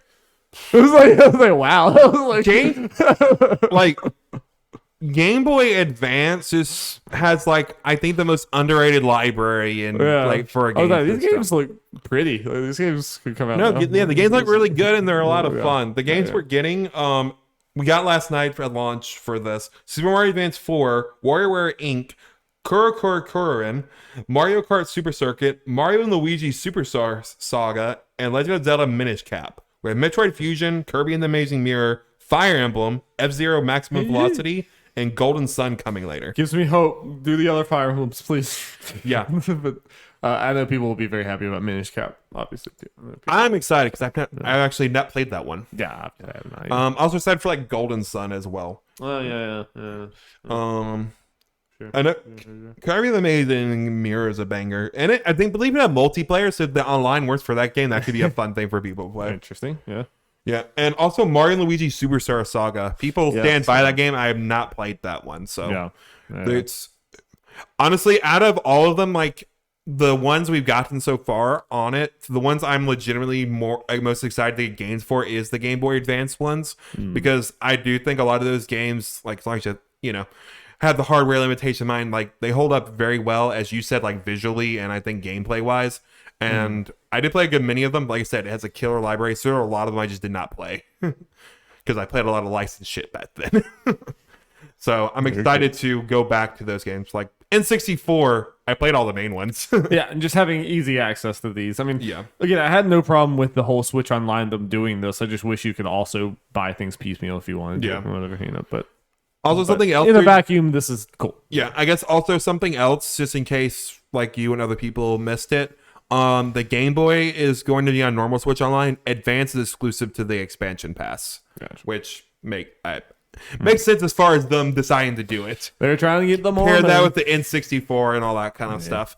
But yeah, very happy they're doing this, getting all these games. I think this is a banger lineup. There obviously other ones I won't. I was debating like, do I go through and make a list? Like, nah, don't worry about that. I'm hoping we get Not Pokemon. this episode. Yeah, I'm hoping we get Pokemon games at some point just to have like those Yeah, games that's the available. That's the biggest thing missing, Yeah. and who knows, they might be weird about it. So Yeah. I hope, but- My mind immediately went when I saw Game Boy Advance like, hey man, Battle Network. And I'm like, we're getting the collection in like 2 months. have we still not gotten Pokemon? Was it Stadium or Coliseum? Which one? Or is it, or both? Yeah, Stadium 2. They've So- announced that they just haven't released them yet. They're still in the process of releasing those on the N64. Hopefully they do better with the release for these, especially Game Boy Advance, because I feel like there's just more games to actually release compared to N64. Because like, obviously N64 has games people love and stand by, but it's the same list for about everyone. There's a limited amount of those. Where Game Boy Advance and yeah, there's just a whole lot more that people like, different people want. Right. Especially when they fucking put in. Oh wait, for Game Boy they do stuff like Alone in the Dark. What the fuck? It's so fucking random. Pretty chaotic, but hey, it's different. Yep. So very happy with this one. Yeah, obviously big announcement, especially with But it. you know what else Shadow makes me happy, Jeff? What? Shadow drops. Shadow drops. Like what they did with Metroid Prime Remastered, with the physical coming out February 22nd. That's one of the biggest shadow drops in a minute. I think that's a pretty tasty shadow drop. Microsoft would be like, "Hey, Hi-Fi Rush over here." Still pretty great shadow drop. Sam, Go for it. this one has. Yep. This one has. No. No, when they were watching, I don't know if you had the same reaction when he was like, when they got the thing when they normally say the release date. He went long about like, oh, you're about to shadow drop this bitch, aren't you? You can feel it. You can sense it. You're hanging on with it. You're drawing this out. I mean, like, I was like, as the trailer came, I was like, yeah, obviously I thought it looked great, but I basically when it started, I was like, well, it's about fucking time, you know. Yeah. So like, I was like, I'm not impressed because like you should have done this a year ago. What the fuck's going on? It was like out today. I'm like, okay, well that was pretty cool. All right, You got me. No, it looks great. because I was expecting like, yeah, you gotta wait till fucking August or something. And be like, what the fuck? Mm-hmm. Oh yeah, we always talking nerdy shit. I don't know who you are, Always. but hello, yes, always. Indeed. But it also looks real good. Yep. It looks We're doing real good today. We are doing very good. Talking about Metroid Prime. Remastered. Good Remastered. shit. So you have not played Metroid Prime either, and I have not. Yeah. I dabbled in, I think, 3, like I said, a long time ago, and I was a little kid, didn't know what I was doing. Yep. So But this game, it looks like in the comparisons and everything, it says remastered. It looks, you know, all those as we terms are talk dumb. about, The there's terms a are dumb. spectrum to this That's stuff. I don't want to relive it. Yeah. That is stupid or whatever, but it looks substantial. It Yeah. looks really good. Mm-hmm. No, we see those side by side shots. Like, oh yeah, they put in some work here. Yes, for sure. And obviously working in the controls. Like they apparently have like a whole bunch of, different control schemes and all that. And yeah, like I know they have like multiple versions of motion controls in there because obviously you had like a Wii port and all Yeah. that. So the gyro, they have just the normal dual stick. They said that, I'm curious how that works. I guess they make it feel like their original release with the GameCube. Oh, is it different like control options? Or something? Yeah, You can go they just back add to a bunch of things like, hey, play however you want. Yeah, that's cool. I'll take the modern, but Yeah. that's cool. Yeah. But yeah, I mean, I've heard so much about this game, so I want to give it a shot. And like I said when we were watching the trailer, it looks so different than like every other Nintendo game, especially probably from that time period. Yeah. Like actually Nintendo character games. Like releasing that Sunshine Wind Waker, it's like, oh, this is the big. Like everyone complaining about the Wind Waker art style, like, oh, this is the big boy game. Yeah, no more baby shit. Yeah. It's basically Nintendo's Alien. It's a cool vibe. I like it. whatever. And it's like I've always thought Metroid had a cool vibe even in 2D ones, but it's cool to see it in the 3D. Yeah, I'm very interested to check this out. And just a lot of people put this up in like top tier game of all time. Or some outlets are interested in will put it in a Hall of Greats. Someone. I'm excited. Yep. Master Detective Archives Raincode out June 30th. Some of that Danganronpa shit. That's some serious Danganronpa shit. Yeah, nothing crazy new here. This is kind of more of a, hey, here's another trailer, remind you it exists, and here's the release date. And showing off some powers that I knew there was something supernatural thing because we saw Shinigami, who's the little ghost girl, but then apparently all the other detective people you meet, work with, or whatever each have certain abilities that apparently your main character can copy and stuff. Like, okay, that sounds fun. So I am interested. Is this made by the Danganronpa people? Or Yeah, by the main guy. Cool. Yeah. So it's not like an immediate day one buy, blind buy, because honestly, for a lot of the stuff, this guy and the Zero Escape guy have also worked on. I'll throw him into this because they make similar things.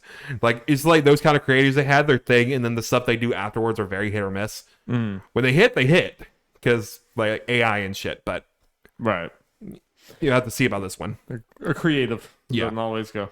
Cool.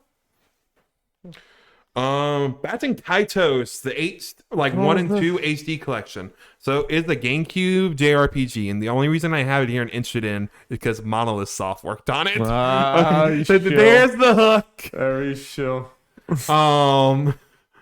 Yeah, I didn't know much about it. I just saw rumors popping up about it before leading into the direct and everything. I was like, okay, that'd be cool. And then they go into it. It's like, okay, they obviously didn't touch the art style as much as like Metroid Prime. So it obviously looks like a GameCube game, but it can be charming in that way. The card battle things are interesting. And Blood from Easy Allies talked about like the cards actually age. Like there's like a banana card and like gets rotten or something. I don't know. It sounds weird. I'm in for crazy Monolith Soft bullshit. You'll be crying over your card. Yeah. Like, oh no, Grandpa, my grandpa card died. Yep. Sounds interesting. Yeah, again, not like insta buy, but that's what I'm gonna keep an eye on. Okay. See how like people feel it holds up and how people say it is as a port. But Yoshi's Island, baby. Yoshi's Island and Mario Kart 8. That course looks beautiful. It was beautiful. I want it now. I was a little upset. Every other time I feel like they've announced the courses, it's like, and you can play it next week. And this time, it was like, no, unfortunately, they did this in the last direct, where they showed off the Christmas course and like one other one, I forget what it was, and they're like coming out this holiday. Nah. They've done this a couple times, yeah, where they'll show in the direct like 1 or 2 courses, and then they'll show a trailer later on of all 8 courses, and then it will be out. Looks good. Looks very charming. Oh, yeah. Very sweet. Awesome. Yeah. And also the return of Birdo to the franchise. Which you probably could have convinced me that Birdo was already in there. You probably could have. If you No. said But Birdo I've seen a lot of people were like, wait, Birdo wasn't already in the game? Which is fair. But I'm excited about this. We've talked about it. Like, characters are not the most important thing in Mario Kart to us. It's the courses, which but I also want them. But that's also a good excuse why, like, that's why you should do it. It probably takes relatively little effort. Yeah. You know, it's like, whatever, just fucking do it. And they confirmed in the press release after the fact that Birdo is not the last character. Nice. The way I read, I'm not sure if they meant that there's going to be more characters in this pass besides Birdo, or that just means in 5 and 6 they're going to be more characters than just those. Just Nintendo characters in there. Put fucking Metroid, or put Samus, or whatever. My guess is, I feel like Pauline's probably going to be in. That'd be cool. Because I feel like it's probably going to be characters from Tour, which has most of the characters. Like, we could have like Diddy, Dixie, or Funky Kong, any of those. King Boo. Oh wait, King Boo's already in. Wait, who was it again? King Bomb's in there. Kiryu from Yakuza. True. But yeah, then again, obviously the track's the most important, but if they're adding characters onto it, like extra, it's like, sure, I'll take it. Sora. True. That'd be crazy. But yeah. Crash. Oh. Diddy Kong. Yes, please. Diddy Kong should be in there. I mean, he has his own kart racer. He should be in this game. No, I mean, again, he's in tour. So Yeah, he should be in this game. I feel like one of these, like they just did the Yoshi's Island thing, and Birdo makes sense to kind of go along with that. I can see them doing something that's more. I know Donkey Kong already has some courses. I could see them having something that's directly referencing maybe another game, like this references Yoshi Island, and then adding Diddy. Mm-hmm. Yeah. Diddy, Dixie, Funky, get them all in there. Yeah. Especially Funky. Yeah. Yep. And yeah, the next pass coming out in spring. And finally, Derby. It's gonna be a long podcast, Jeffrey.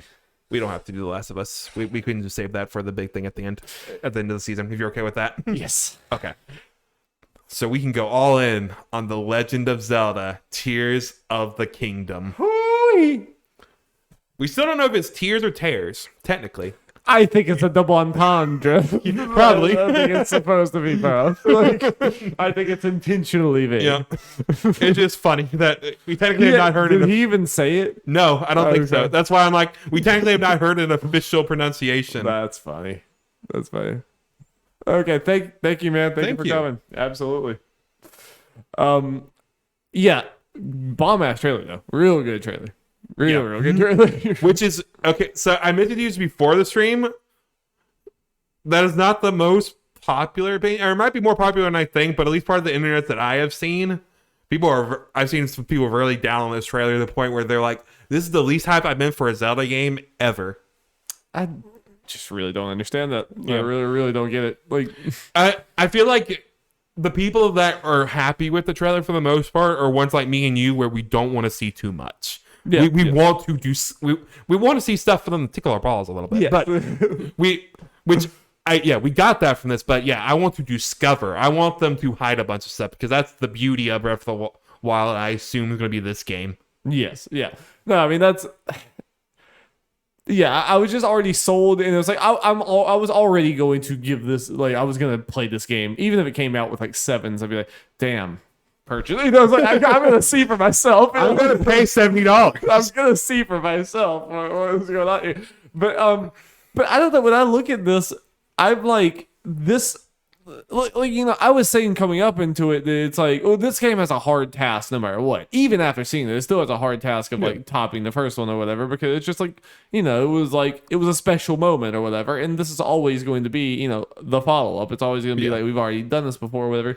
But when I look at this, it's like I want them to do a lot of things differently, but I don't want it to be a completely different game or whatever, because I do want it to be a sequel to Breath of the Wild. Yeah. I wanted Breath of the Wild 2 rather than New Zelda for this reason. And when I look at this, I see enough new. I see the bones of Breath of the Wild, but I see all the things that I would expect from Breath of the Wild the next level. You know, it's like where it's like it still has the physics things, it still has like the same basic world or whatever, but it's like some of the traversal, you're flying in the sky or whatever. You have We got teased underground, yeah, and mining, you know, 'cause yeah. To add on to that, It's like, I there's a saw people lot. say, like, I didn't really listen to it to notice it necessarily, but they, you know, they were mining in the underground section. The way the mining when they hit the rock echoed makes it more sound like it was underground. Like I saw some people saying, like, okay, yeah, that also makes sense because it looks very underground. Yeah. So it is what people expected, where it's both. And I'm with you where part of the reason I've seen people disappointed is like they're not showing enough new, and I'm like,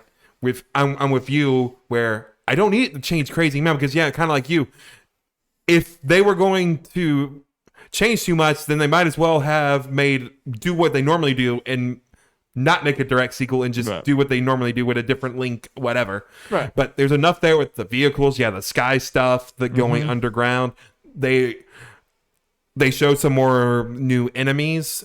They showed some straight up, and then we saw that dragon thing like in the distance. Yeah. And them just teasing it, and like you grinding on rails and that kind of stuff. And the thing with this that I think people need to remember, and I think it's part of the reason I'm upset, because they're hiding so much stuff. Yeah. This is only going to be a little bit of the new stuff, which is the exciting thing, is that they're showing all this stuff, and we're not seeing the full potential of the stuff they've already showed us. But there's going to be so much more we have no idea about. Right. I mean, Breath of the Wild and Elden Ring are two games that are like very similar. They're obviously different in a lot of ways, but like in philosophy, very similar to me. Where it's like, and they're two games where I want to play right when it comes out. I want to go because like some of the part of the love and thrill and enjoyment of that game is just wandering around that world and just crazy shit happening and just like wandering upon things or whatever.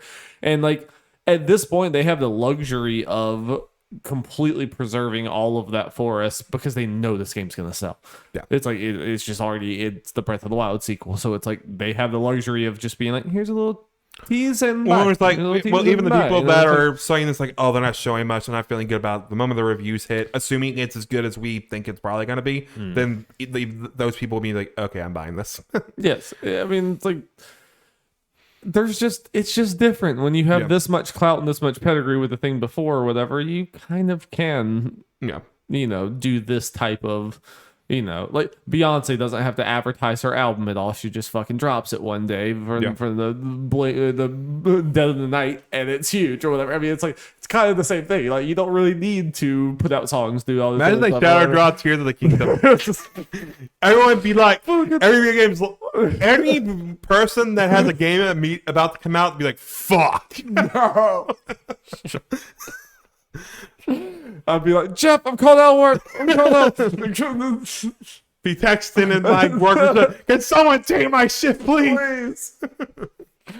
Oh Lord. I mean, no, this is the exact right amount I would want to see, and it had multiple moments. Like it was a fast trailer, and it was only like 3 minutes. Yeah, it's only above 2 minutes. Wow, yeah, very fast trailer. But even in first viewing, it had many things that like jumped out to me just surface level way with the flying in the car or whatever, and just being up in the sky or whatever, and like looking up at the things in the sky and be like, wow, you're gonna go way up there and do all this other stuff. But then like watching it again, it's like that dragon that I didn't even notice before, like the underground caverns I honestly didn't notice before. To add on to the cavern things, as far as like they'll be interesting to discover. Obviously, we had some stuff like this. I think a lot of people point out when you're like Link looking at a vista, like they circled like holes in the mountain. Like obviously this is the cave how you get like underground and into mountains and all that kind of stuff. And that just like, even though it's the same map, yes, but things like the above ground, the underground, everything, and just the new enemies, and like the fact that obviously the tone is way darker and everything,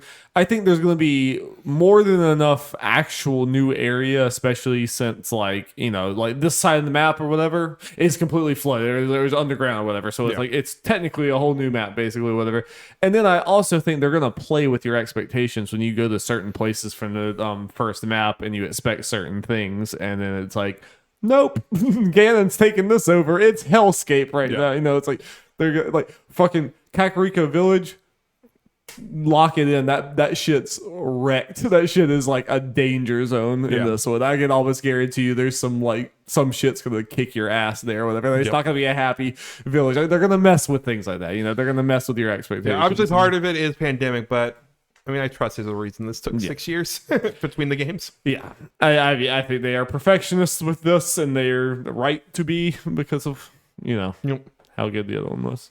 Well, we talked about what Nintendo's future is. Let's talk about what their past is with their financial report. Let's do it. All right, let me get this time stamp in there. Timey-wimey. Yeah. Are we gonna get timey-wimey in Tears of the Kingdom? I'm still thinking, yeah. Probably. We'll get that shit. Nintendo Switch has now sold 122.55 million units, surpassing the PlayStation 4 and Game Boy to become the third best-selling video game console of all time. Damn. Yep. Damn. And depending, as we talked about,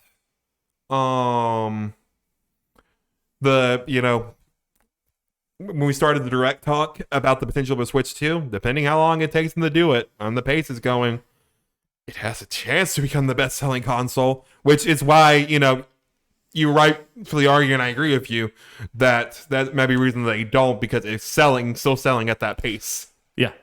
I mean, and the sell numbers were down, but that a lot had to do with the lack of chips right to make the systems, the shortage and everything. It's like, I don't know, it's still hard. I mean, I know that's not necessarily the conversation we're having now or whatever, but it's just it's hard for me to know where to go for Nintendo, because they have an obvious need to upgrade, but the unit sales don't lie. I mean, Yep. this thing is an unmitigated. It's just complete success. It's like Yeah, I can't remember the exact number. But I remember they actually said like the total software sales for the Switch being like crazy. when they every month they're still like Mario Kart 8 and Animal Crossing, and half the time Zelda is still up there in the top 10. Yep. Let's talk about some of those numbers, are we? Shall we? Those games. Splatoon. 10.13 million. That's pretty fast. 10.13. Yeah. Important. I mean, as always with this, important to note, this is the end of December is when these numbers are done by. So there's been an extra month and some change of sales since then. Gotcha. Just the end of the quarter. Nintendo Switch Sports has sold 8.61 million, which because of these sales, when people were talking about predictions for the Direct, they're like, do we get Nintendo Switch Sports? Yeah. But as we know in Nintendo, for these kind of games, sales do not mean DLC. Look at Mario Party. So, Silly. shame.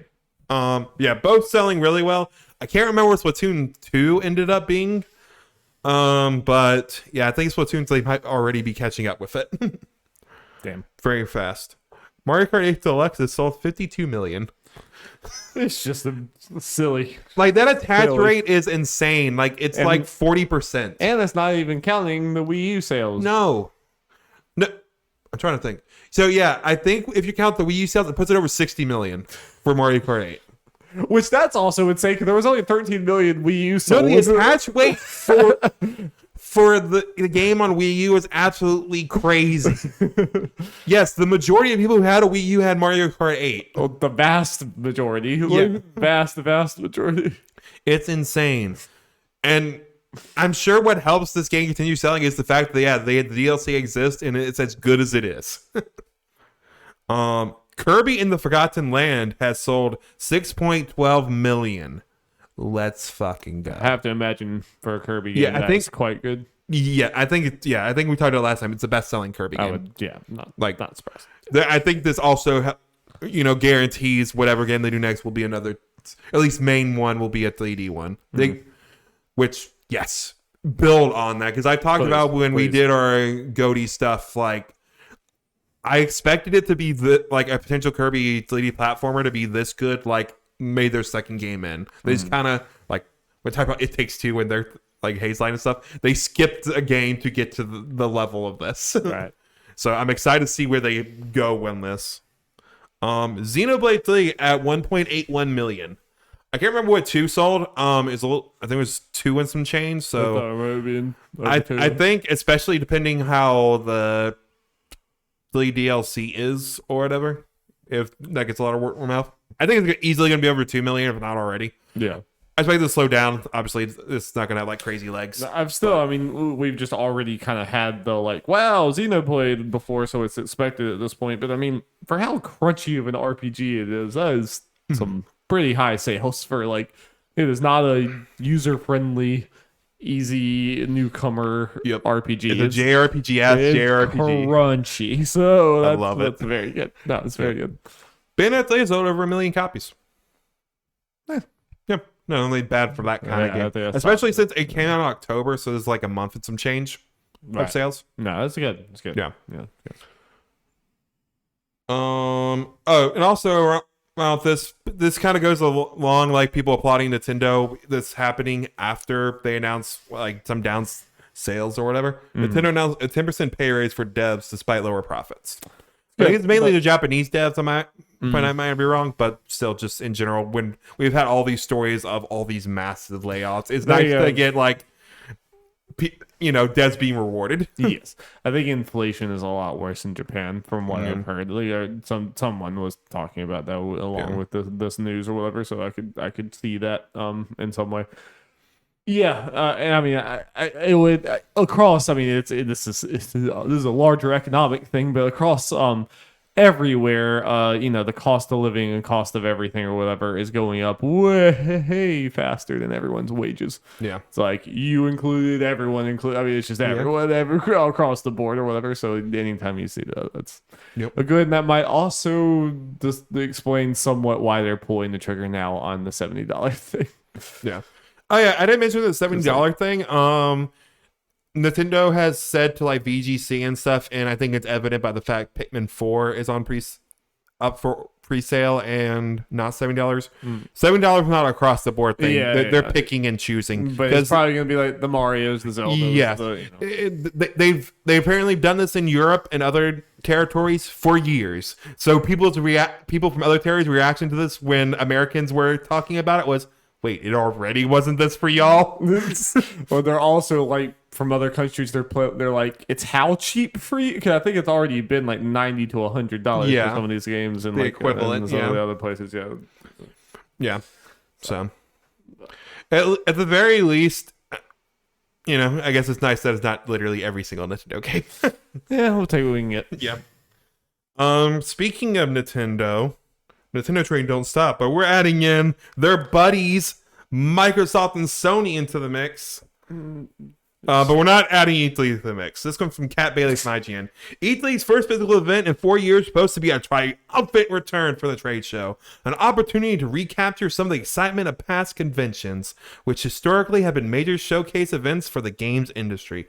However, it appears that when E3 2023 hits the Los Angeles Convention Center in June, it will be without three of its most important draws. IGN have heard from multiple knowledgeable sources that Xbox, Sony, and Nintendo won't be a part of E3 2023 or have a presence on the Los Angeles Convention Center show floor. This information comes on the heels of Xbox's announcement that last week that it would be returning to Los Angeles for its annual summer showcase, while declining to confirm whether it would be part of the show itself. And then Phil Spencer had the quote, yada yada yada. So yeah, E3's happening, but without any of the big three, probably. So it just puts a pretty low ceiling on what it can potentially be, probably. Yeah. Yeah. So here's the thing about it. It's like, looking as a whole, you read the headline, it feels worse than it is.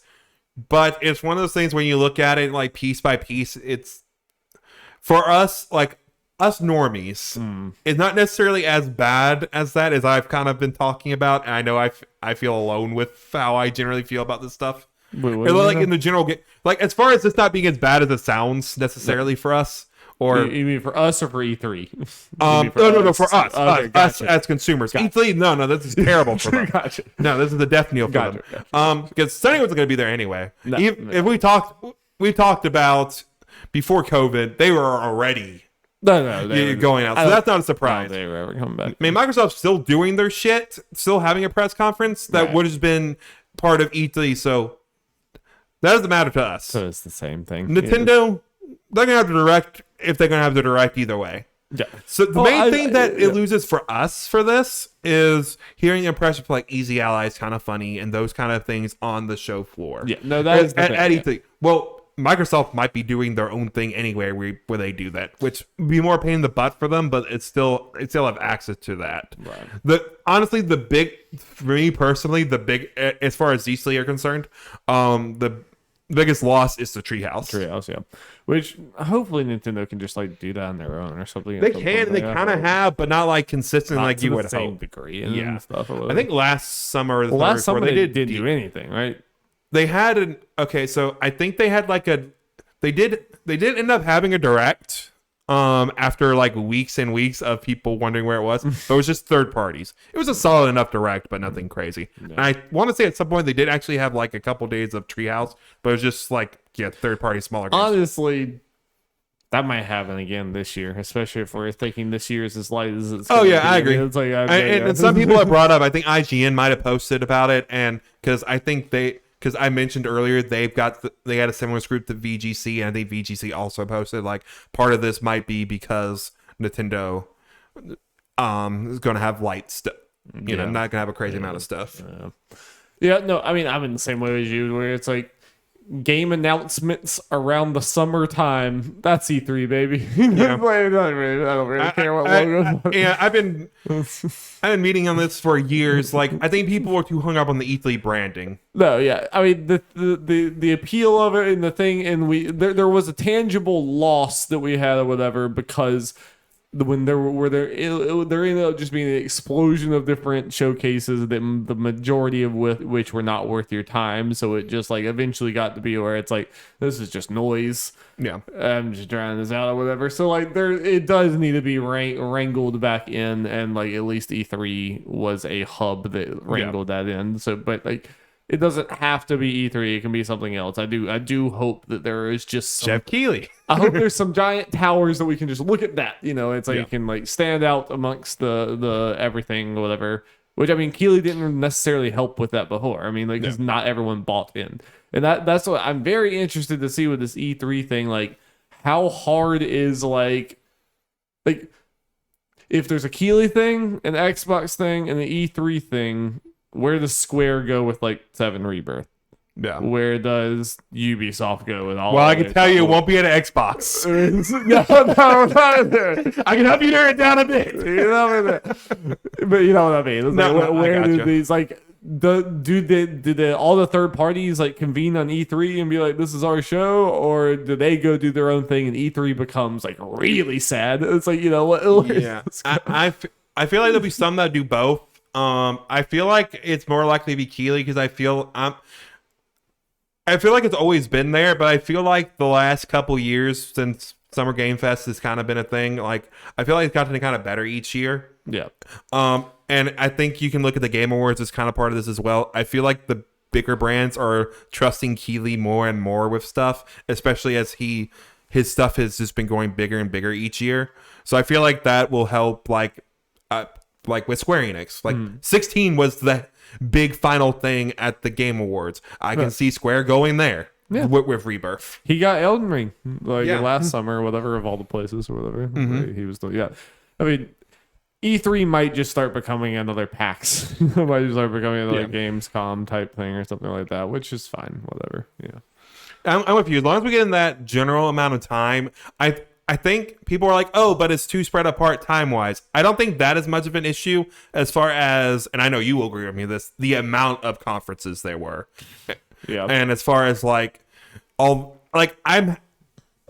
I'm happy and support these people doing like these groups can doing like small doing indie ones for smaller games. But I think the problem was with those, there was just so many and they were so freaking long and there was so much overlap. Right, and I mean, it's fine if they want to exist and do it or whatever, but all part of my frustration, whatever, I'm also kind of frustrated for them. Yeah. Because like the devs in those games, they made the effort to put this trailer together and maybe paid money to get in the showcase.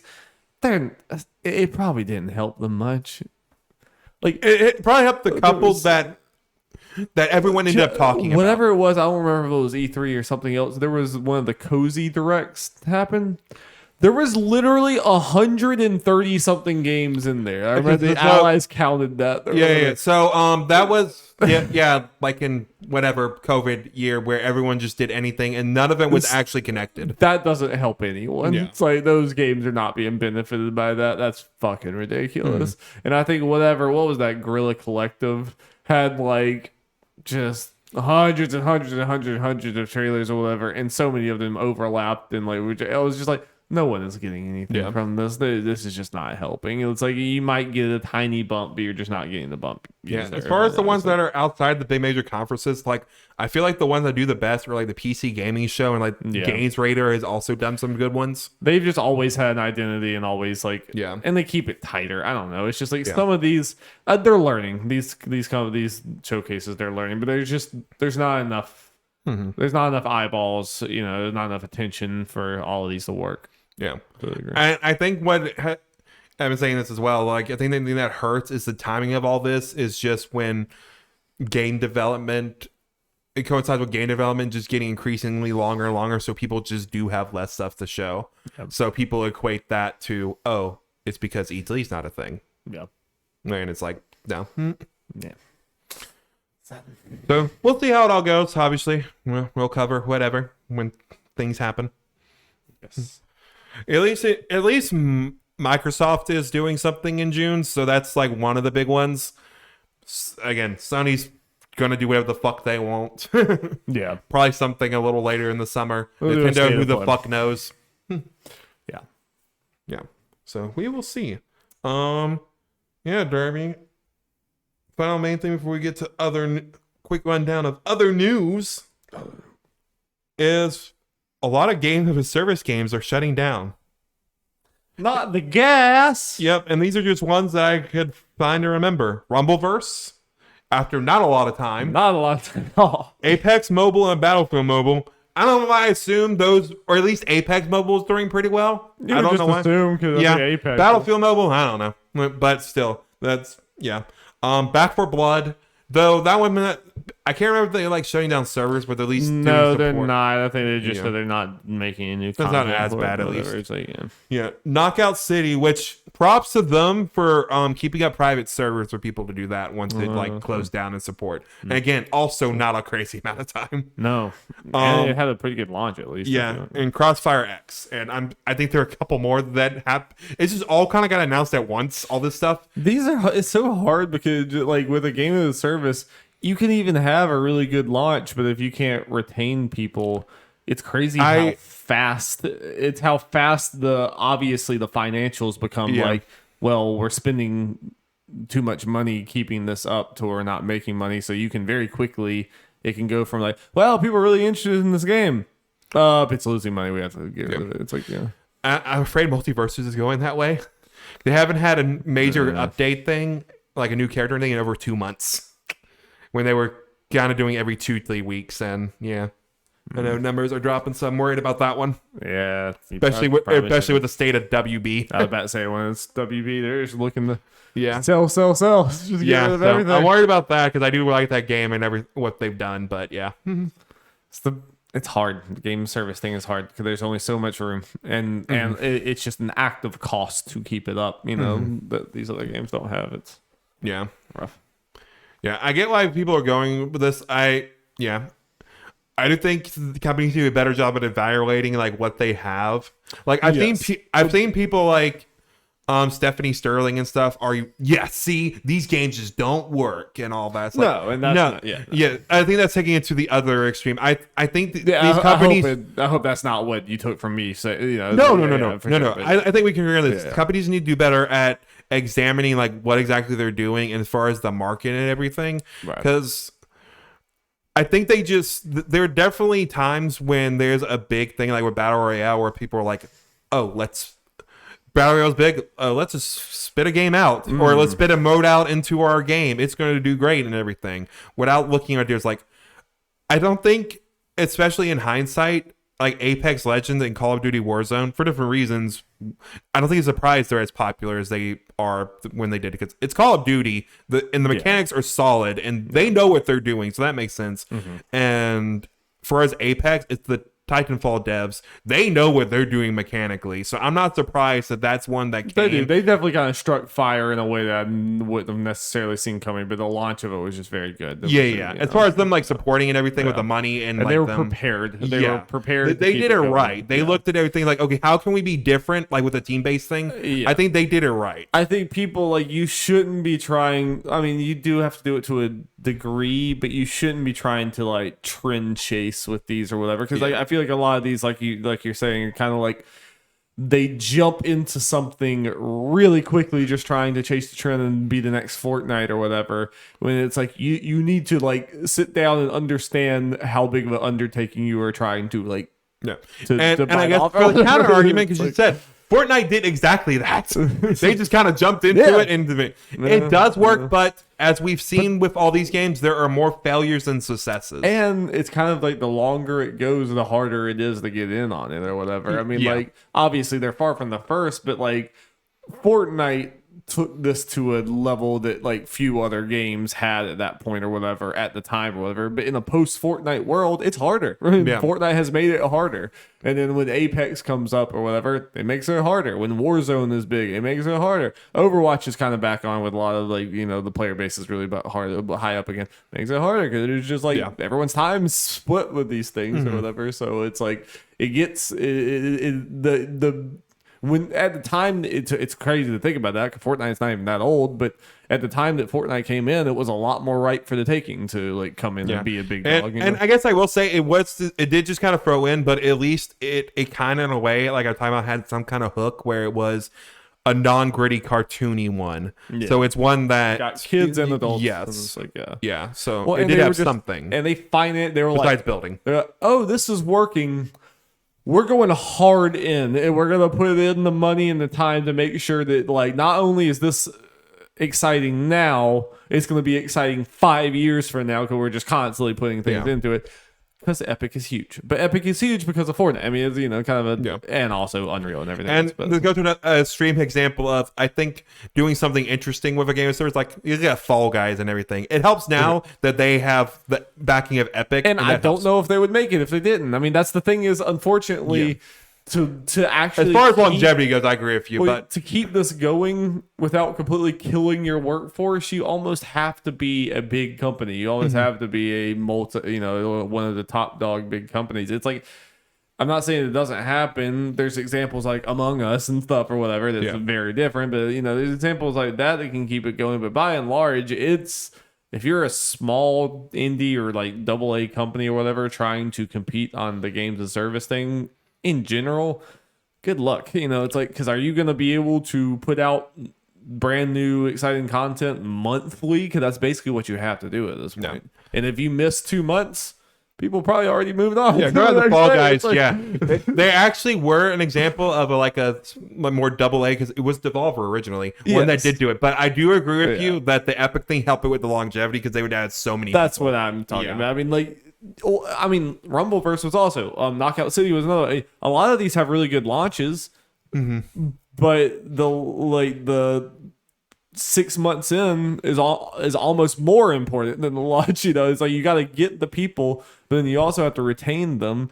I mean, you see how people fall off of things. We do it too. We'll dabble in the game and then go in something. It's like, and if you wait too long, and it's like, I'm sure they were working themselves to death. They were working hard. It's hard to compete with fucking Epic that is printing money over there. It's hard. And they have like hundreds of employees that can churn this shit out. Yeah. And they have every license on the planet or whatever. It's like, it's just hard. It's a very, very, very, very hard thing to compete with. Epic's the master at it when they have Fortnite, Rocket League, and Fall Guys. 3 completely different things that are all absurd. just. Yeah. All right, Dari, time to end it with some other news. Other news. Du-du-du. Other news. Other news. Microsoft Shadow drops Hi-Fi Rush from Tango Gameworks. Yeah, this happened I can't remember exactly when, but around after a recording or something. I just wanted to throw it in here. How crazy this Shadow drop Cool was. game. Yeah, crazy. Yeah. I also want to say that presentation they did when they dropped it, I think was really well done as far as I did not see the showing rest of 5 it. games. And it's like a bunch of dev diaries, but I think pacing, everything was really good. Nice. So I want to give a shout out to that. And yeah, I can't believe they shadow dropped a potential legit GOTY contender. Yeah, based on a you lot of don't people. see that I need to often. play this game at some point. It seems like right up my alley. You don't see that often. And very different from Tango. So Oh yeah, I think that's super the cool. exciting thing. I Yeah. think this is a shadow drop. Obviously, it's like one of the bigger ones. It's one done right because it gets your because if they had just announced this game normally and did some time, there were a lot of people like, okay, but how does this play? It's like Tango Gameworks making this kind of game. It was Okay. similar to Apex. They nailed it with it. It's like, nope, don't let them think about it. Just put it out and it's going to be It's like the amazing. initial excitement was like, oh, Tango's doing this. It looks pretty cool. Sure. And I was like, oh, wait, it's fucking great. Wow. Yeah. God of War Ragnarok has sold over 11 million copies. Expected. Yep. Very good. Yeah, I think it's definitely, it did it really fast. It's outpacing God of War, the first 2018, Yeah. I think, which is not surprising, but yeah. I'm curious to see how high it goes. But, actually surprising, It Takes Two is still over 10 million. You Hell love to yes. see it. I love it for my boy and the team. I'm very curious what their next game is going to look Completely, like yeah. budget wise. Because I imagine they're still working with EA, like how much more budget they'd get. That's a big success. That's Yeah. crazy. Well, especially since it's crazy because, 10 million copies sold, probably closer to 20 million might have actually played the game. You're right. You're right. Yeah, it's wild. Yeah. Wild. Yep. Deserved. Overwatch 2 is getting a One Punch Man skin for Doomfist. Also a new map with pingies in it. Pingy. Indestructible pingies, which is very important. Very important. Yes, Very we can't have the little So, penguins be hurt. Penguins are the most strong creature in the Overwatch universe. I mean, yeah. Confirmed. Was there any doubt? No, there's- But One Punch Man skin fun. One Punch! Like we talked about right before recording, I agree with you. Where if they do this stuff, I just hope it's just like them cosplaying as it and not like Saitama's there. Yeah, they like Disney bounding. They just dress like the thing or whatever. Because I'm okay with Fortnite being wacky, goofy, see everything or whatever. But I do kind of want Overwatch to be Overwatch. Those are completely different. But this things, is good. I like this. Yeah, yeah. And like what the other one was like the not Katamari, but it was some other like thing that the Roadhog was like. You could have like cute little things like on their thing, whatever. Like you could have a Diva Hello Kitty thing or something like that would be great. It's like you do. I would dress down and Hello Kitty, make the robot look like Hello Kitty with. Yeah, you could do stuff like that. That'd be fun. Pokemon Unite, Darby. A lot of stuff is leaked. We get all the characters. Honestly, a lot of these characters are probably gonna be announced in like 2 weeks at the Pokemon Day. Isn't this how this goes? With Unite, that everything gets leaked. Yeah, like, it gets announced. in It advance. gets leaked in bunches. So the characters that I'm not sure the order these are gonna release. Besides maybe the first one I named is probably gonna be the next one because it leaked a while ago. Zacian, which is the Pokemon from the cover art Pokemon from Pokemon Sword. So doggy with sword in mouth, which is cool and fun. Sword mouth doggy. Umbreon. Ooh. Another evolution. But what is fun about this one is it is actually a defender and not an attacker. Good. Which makes sense for Umbreon because Umbreons are tanky as fuck. Nice. And I saw some leak stuff. It does have an ability to heal itself. So that sounds like my kind of thing. To be tanky and be able to heal myself. Hell yeah. Gudra. Ooh. That little slime ball. Yeah, Gudra's cute. Another defender. A lot of defenders. Nice. So I'm excited about that. Not all rounders. Yes. Or attackers. Another defender, Lapras. Let me show you real quick. You're gonna be like, oh yeah, that one. Yeah, I know the name. I just can't. I can't think. I can't. My brain doesn't. Pokemon. You're trying, but your brain. I'm trying so hard. I want DLC. Oh yeah, that one. Yeah. I'm not surprised. I think that one's gonna be very fun. One of its signature abilities is Perish Song, which is a song that once whoever hears it, including Lapras, they die in like 3 turns or whatever. And I think I saw the move set for it. I think that's one of its abilities. So I'm curious to see how that's gonna work. You get a death counter. Yep. I think I saw something. I'm okay. What I'm about to say, I think I remember reading, but it might be completely wrong. Something about riding on top of Lapras, because it's also the Pokemon, like the sprite. No matter what you're riding on in all the Pokemon games, the sprite looks like Lapras when you're surfing. Oh, so that could be a cool gimmick for it. Yeah, and everyone else hop on. Yep. And the most important one, Chandelure. Let's go. We did it. Hell yeah. And apparently, Chandelure main. I don't care what the type is. Let's go. Attack. It's an attacker. Okay. Let's go. Apparently, it carries over one of his gimmick from Pokken. That way, if it uses his ability to like too quickly, it will like burn out. Nice. So Hell yeah. I really like this list of Pokemon. Based Pokemon. Yeah. We've talked about when we're bringing up Pokemon. Yeah, I've been very impressed. Like they got over 50 Pokemon at this point. I've been very impressed with the Pokemon they've actually chosen. It has a lot of fan favorites, but they have a lot of inspired choices as far as like what they've done with the movesets and Pokemon that just like, you obviously chose this Pokemon because you had a cool idea. Yeah. And they made sense of the MOBA. They do a good job. Sure. The last case of Benedict Fox is releasing April 27th. This is a me game. This is one that's been shown at a lot of Microsoft press conference, like especially for like indie stuff. It's like a Metroidvania, but it's cartoony, but a little spooky or whatever. I'm really excited for this one, so I'm happy we got a release date on it. I think it's Game Pass Day 1 too. And finally, Kadabra is being allowed back into the Pokemon trading card game. Has he served his time? Crimes? So Dari, this is story time. Oh wait, no. This is okay. I vaguely know the vague things about this actually. So pretty much the Japanese name is inspired by an actual magician, right. And he pretty much sued them, be like, "Yo, you can't do this." Right, I do remember this. So Kadabra has been.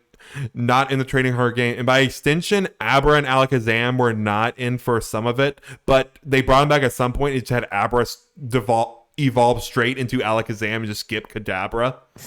And there have been some other side things, like I think the anime hasn't had Kadabra in forever. Wow. Like, but it's weird. It's interesting for the right stuff. Like, they couldn't use it in the Pokemon card game, like especially is what it's more infamous for and some other things. But the games have been okay because that line has been in a lot of Pokemon games. Weird. But it was funny seeing the guy say it's like I'm doing this for the fans or something, like patting himself on the back. It's like, okay, You're the one that stopped it the whole time. Yeah. But, okay, sure. yeah. I like to end these podcasts with the funny other news. Random bullshit. I thought it was gonna be what's his face getting charged for fraud again a third time. That's what I was hoping for. The year is young.